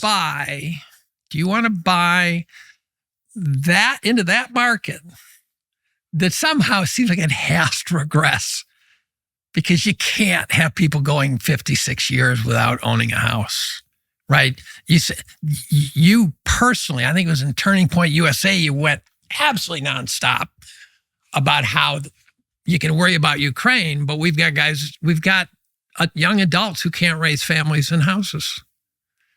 Yeah, and it creates a very scary political environment where people don't own anything and therefore have nothing to lose and no future. Right. Well, here's an interesting ADHD moment. Monogamy versus polygamy. Mm-hmm. This will sound random, but it'll get you to the same No, it's story. a core question, actually. These are the building blocks of the West. Turns out monogamy is viewed as favoring women. Mm-hmm. That turns out to be backwards. And it's a simple math. Imagine there's 100 people ranked 1 to 100. Number 100's Mr. Big Cheese. And on the women's side, hottest chick on the planet, right? Right. Monogamy says number 1 would marry number 1, number 2 would marry number 2 in the perfect system. So think of it as just a very simple model. And that what you can't do is, if you're at the bottom of the chain, marry up. Right. If you do, then someone else gets pushed down. Of course. Right? So it would be of the interest of the girl working 7-Eleven to be Jeff Bezos' second wife. Yeah, I think that happened. And so in fact, you can upgrade your game and Elon, right? I mean, the guy's a reproduction machine, right? The women are signing off on it because it's better to be with a guy worth that kind of money than broke, right? And so it turns out that you say, well, then why did cultural evolution lead to monogamy? And the answer is because it minimizes violence. Right. It's for the men. Of course. So they don't fight.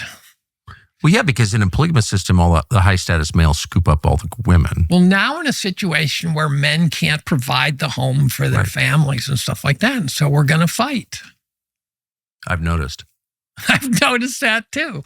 And so now here's the deal. Let's say I'm right, we're to market top.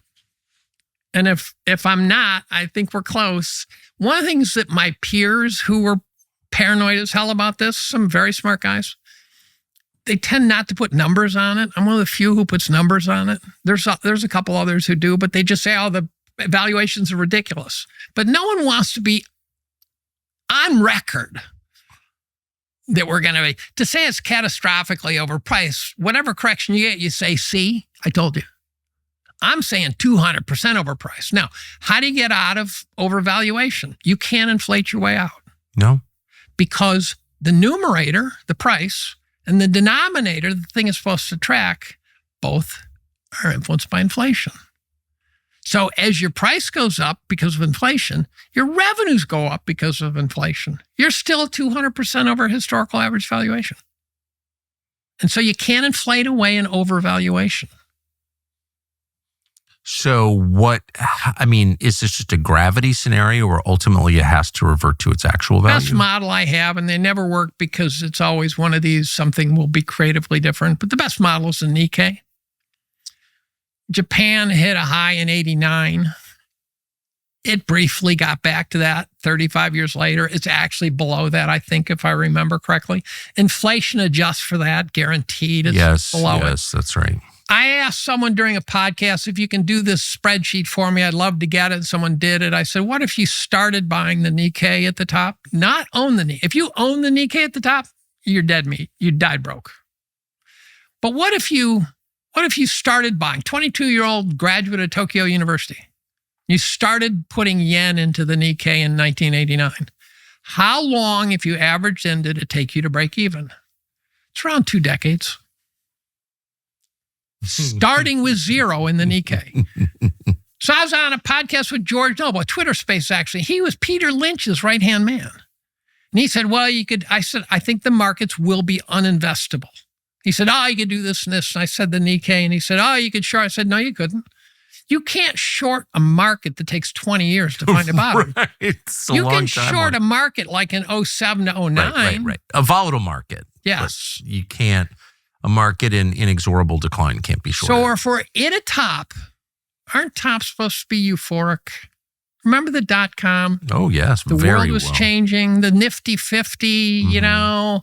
Web van and the e-toys roaring and pets.com. 20s, you know, sustainable prosperity. Yeah. We are supposed to be true believers that the world is wonderful. Do you sense much of the population thinks the world's wonderful? I don't sense that. And all around us are signs of... So what's it going to look like when 70% gets clipped off this market? So I'm immediately going into prepper survival mode. Where are the enduring safe stores of value? I don't, you can't answer that. I bought gold at around $270 an ounce. 270? 270. Hope you bought a lot of it. I did, but it's worth a lot more now. You think? Yeah. What's spot price today? Do you know? Ballpark 3,300. Yeah. I bought silver. I bought gold below 270. I'll tell you why, because my first purchases were actually in a closed-end mutual fund that was trading 27% below net asset valuation. Because people say, it's easy to buy back then. It was cheap. I said it was cheap because 5 of us wanted it. Right. Well, of course. Right. And by the way, the top, some Tuesday afternoon at 2:03 p.m., we will hit a top that will be decades later to be returned to potentially. The top is the point of maximum optimism, which paradoxically is the moment in time where your justification for optimism is zero. The bottom is the same thing in reverse. Of course. So we're not happy now. So you're saying the herd's not always right? Is that what you're saying? I'm told. I'm told. So let's hold on. Let's just go back to gold for a second. So you buy... I bought gold net at around 210. Come on. Well, I bought it 28% below NAV when it was physical 270. delivery? No, that was not physical. But then I started buying. Here's what I did. I bought gold from the local coin dealer. Yeah. And I'd say, when you get ounces, I'll pay cash. And he sold it to me at spot. And he'd call and say, I got 3 ounces in. I'd go to the bank. I'd get out $900, right? And I'd buy the gold from him. Cash. I buy silver from them, cash. I could buy silver eagles at spot. You go on eBay, holy shit, those things are like $10 above spot. And it was for ballpark $4 an ounce. And then I remember it was at $4.57, and I was buying from him. And he said, don't you think there's a top? He knew I was going to buy it. He says, don't you think there's a top? $457 an ounce for gold. There's like 03 or something. I don't know. And I said, how many people are buying gold from you? He said, about 4. And I said, and the other 3 are my friends, aren't they? He said, yeah. And I said, does that sound like a mania to you? And and so here's the thing I've been on. I'm a big fan of energy, but I think when the selling starts, everything sells. You'll be selling your children. You'll be selling, right? Everything sells. So I think the idea of trying to get into any risk asset is so dangerous. I'll take 4% on a treasury, 2-year treasury. Some people think, I'll lock it up for 2 years. That'll save me. I won't dip buy after 6 months. So at what price would you buy gold again? Well, I've got so much I don't need anymore. If I didn't own any, I'd buy it now. But the Bitcoin guys would say buy Bitcoin at 117,000. I turned it down at 10. I wish I'd bought it. I would have sold it at 50 and spent the proceeds on therapy. Why on therapy? Because I would have sold it at 50. Yeah, right. Good point. And I know I would have. You don't believe in crypto? I don't think so. The crypto community, I am their number one target. They say you are a hodler. And I won't buy it. And the reason is because I believe that several layers. One is that I believe that the authorities are not going to let crypto take over. Of course not. And by the way, that means that they're going to lose total control over society. That's right. I don't think so. You think the Rockefellers and the Rothschilds are going to hand it over to Max Kaiser and Michael Saylor? I don't think so. Right? Oh, you don't think Here's that's what likely. I think it actually is. The first paper on crypto was written by 3 NSA guys. Yeah. That means I think if I were smart and I were going to bring in central bank digital currency, which is an authoritarian nightmare, I would do it the way they did. I'd release the crypto. I'd have guys pumping it. I'd have guys supporting it. I'd let them debug the networks and the kinks and acclimate people to it. And then I'd say, okay, it was fun. We'll take it from here. And in the process, of course, you acclimate people to this new digital world, new kind of commerce. Yeah, exactly. No, and I get rid of the ATMs and I would make airport convenience stores credit card only, and I would do all that stuff to change people's habits. Cash is liberty. Of course. Oh, I couldn't agree more. So, you just have too much gold. You just don't want any more gold. I'm. What about real estate right now? I'm long. I own a nice house. I'm long real estate by owning that house. I wouldn't buy real estate as a speculation. If you put a gun to my head, I'd say maybe farmland. But that's been getting scooped up. That's a pretty trite narrative now. Big time. Well, I follow that because I'm interested. And it's turning for just crazy numbers an acre. And that's a problem. That's what I'm saying. So here's what I watched for years and then jumped in. And it's a problem. The modern market, I bought gold steadily from 99 through about 03. And then I bought some more when it was around 1,200 in the teens. I said, okay, it's kind of flattened out. I'm going to get some more. So bought it around $1,200 in maybe 2016 or something. And, but the modern markets don't wait. If you get a good idea and social media and stuff, it will close up that gap so fast you won't know it hit you. So I'm bullish on energy long-term, energy equities and stuff, but I think they're going to sell before they become a good buy. And so I just can't commit a lot of money to the energy, even though I think I have some mutual funds on uranium-based investments, which I think we got to go to. And now it looks like we are. I actually think AI is not demanding nuclear energy. I think AI is being used as a Trojan horse to bring in nuclear energy, which I support.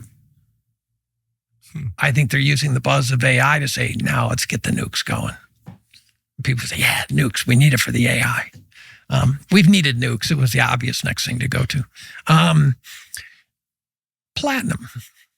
For years, I watched platinum. Owned so little platinum that if it went to zero, I wouldn't even notice. I mean, trivial amount. And I've been watching, it's been flat. I mean, flat as in like a flat line, not moving away from $900 an ounce by a few dollars flat for 10 years after dropping.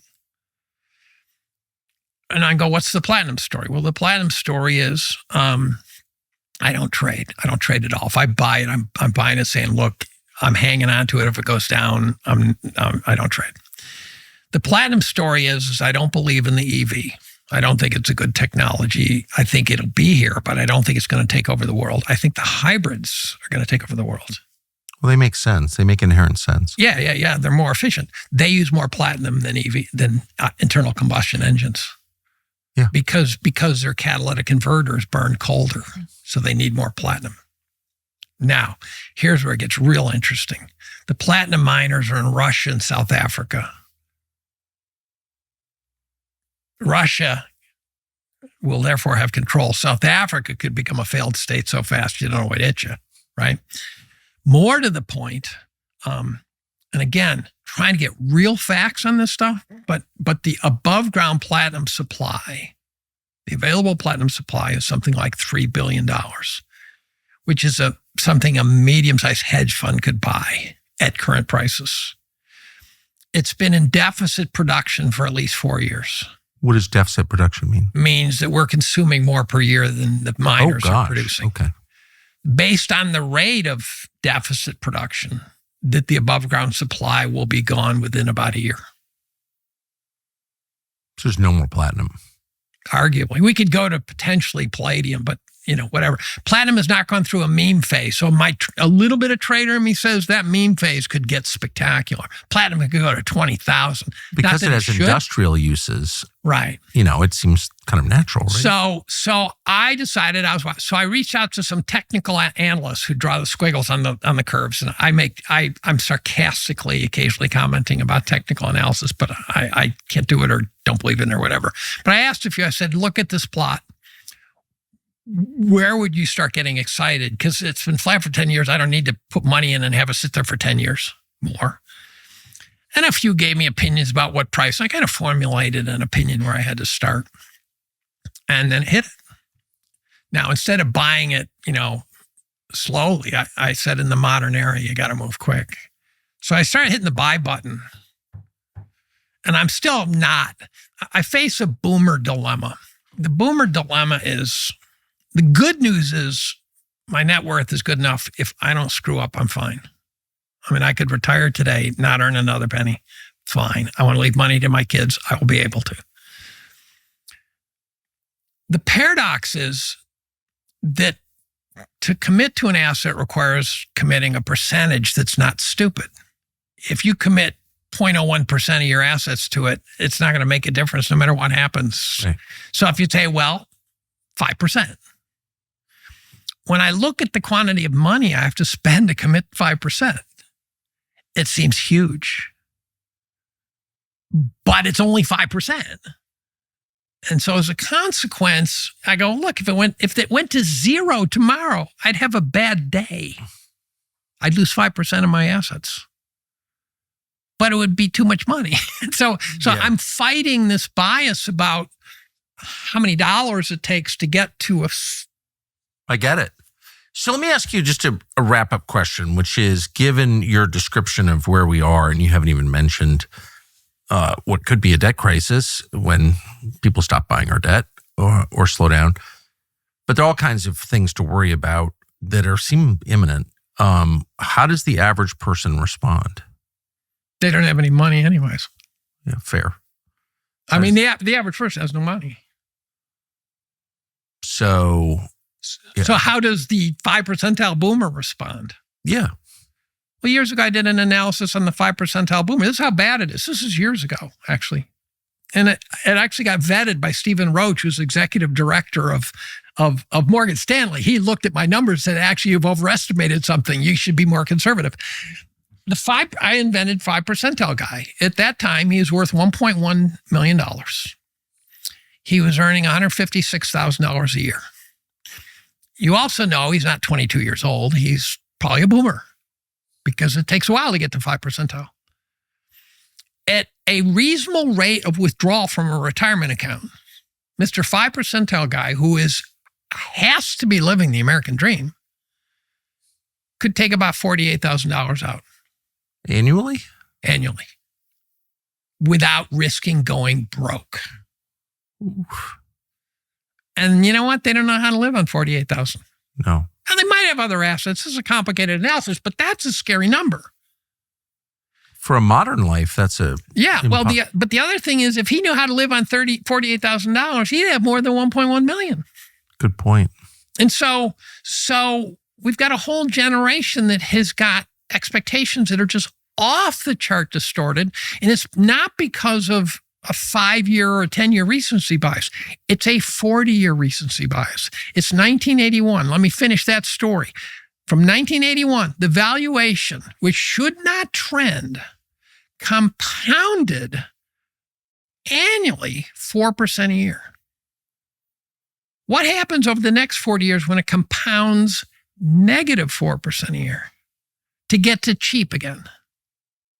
Now you say, well, that'll never happen. I go, of course it'll happen. Show me an asset class that got overpriced. It didn't become cheap again. Well, if you believe in markets, that's just by definition going to happen. Right. And if there's a way to fake it so it doesn't happen, then it means you're just diluting as to what actually happened. You're not getting a reality. Right. And so the bottom line is that the boomer demographic, almost by definition, was going to generate a bubble, a big mother bubble because of the demographics. Now, I was telling you about how I was reading my old write-ups from like 13, 14, 15.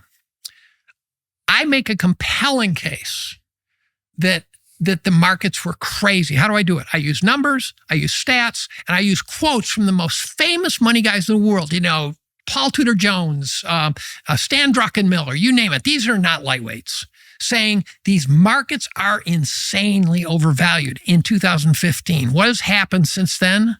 Straight up.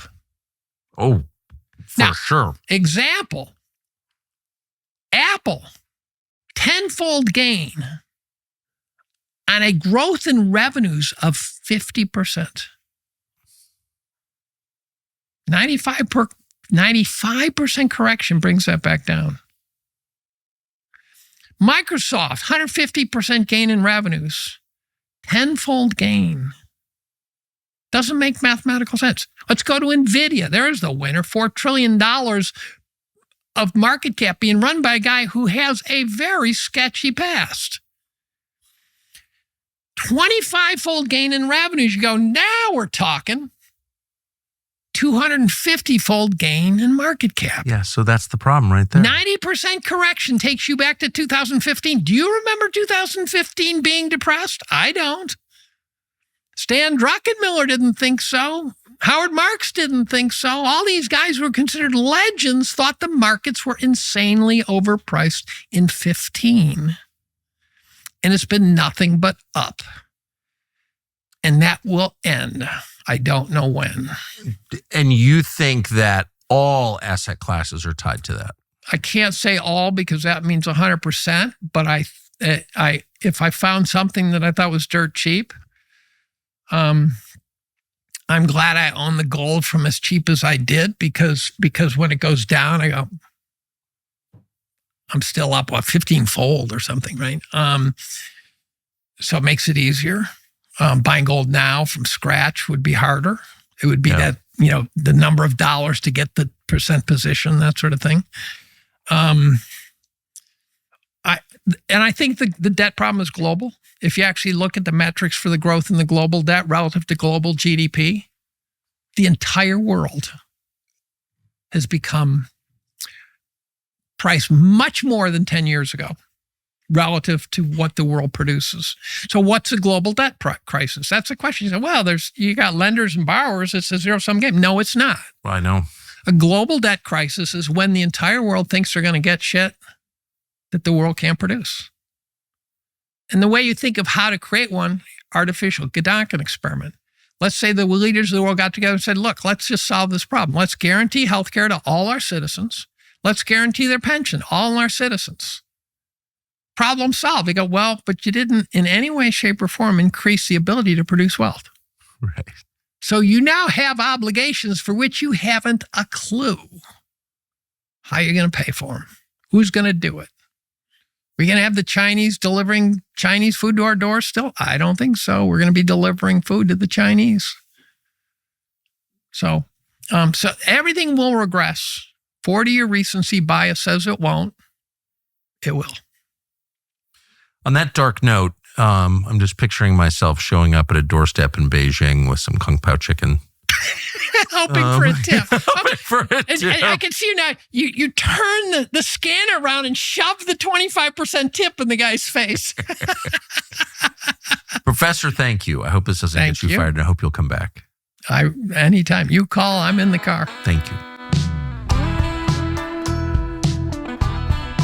So it turns out that YouTube is suppressing this show. On one level, that's not surprising. That's what they do. But on another level, it's shocking. With everything that's going on in the world right now, all the change taking place in our economy and our politics, with the wars we're on the cusp of fighting right now, Google has decided you should have less information rather than more. And that is totally wrong. It's immoral. What can you do about it? Well, we could whine about it. That's a waste of time. We're not in charge of Google. Or we could find a way around it, a way that you could actually get information that is true, not intentionally deceptive. The way to do that on YouTube, we think, is to subscribe to our channel. Subscribe. Hit the little bell icon to be notified when we upload and share this video. That way you'll have a much higher chance of hearing actual news and information. So we hope that you'll do that.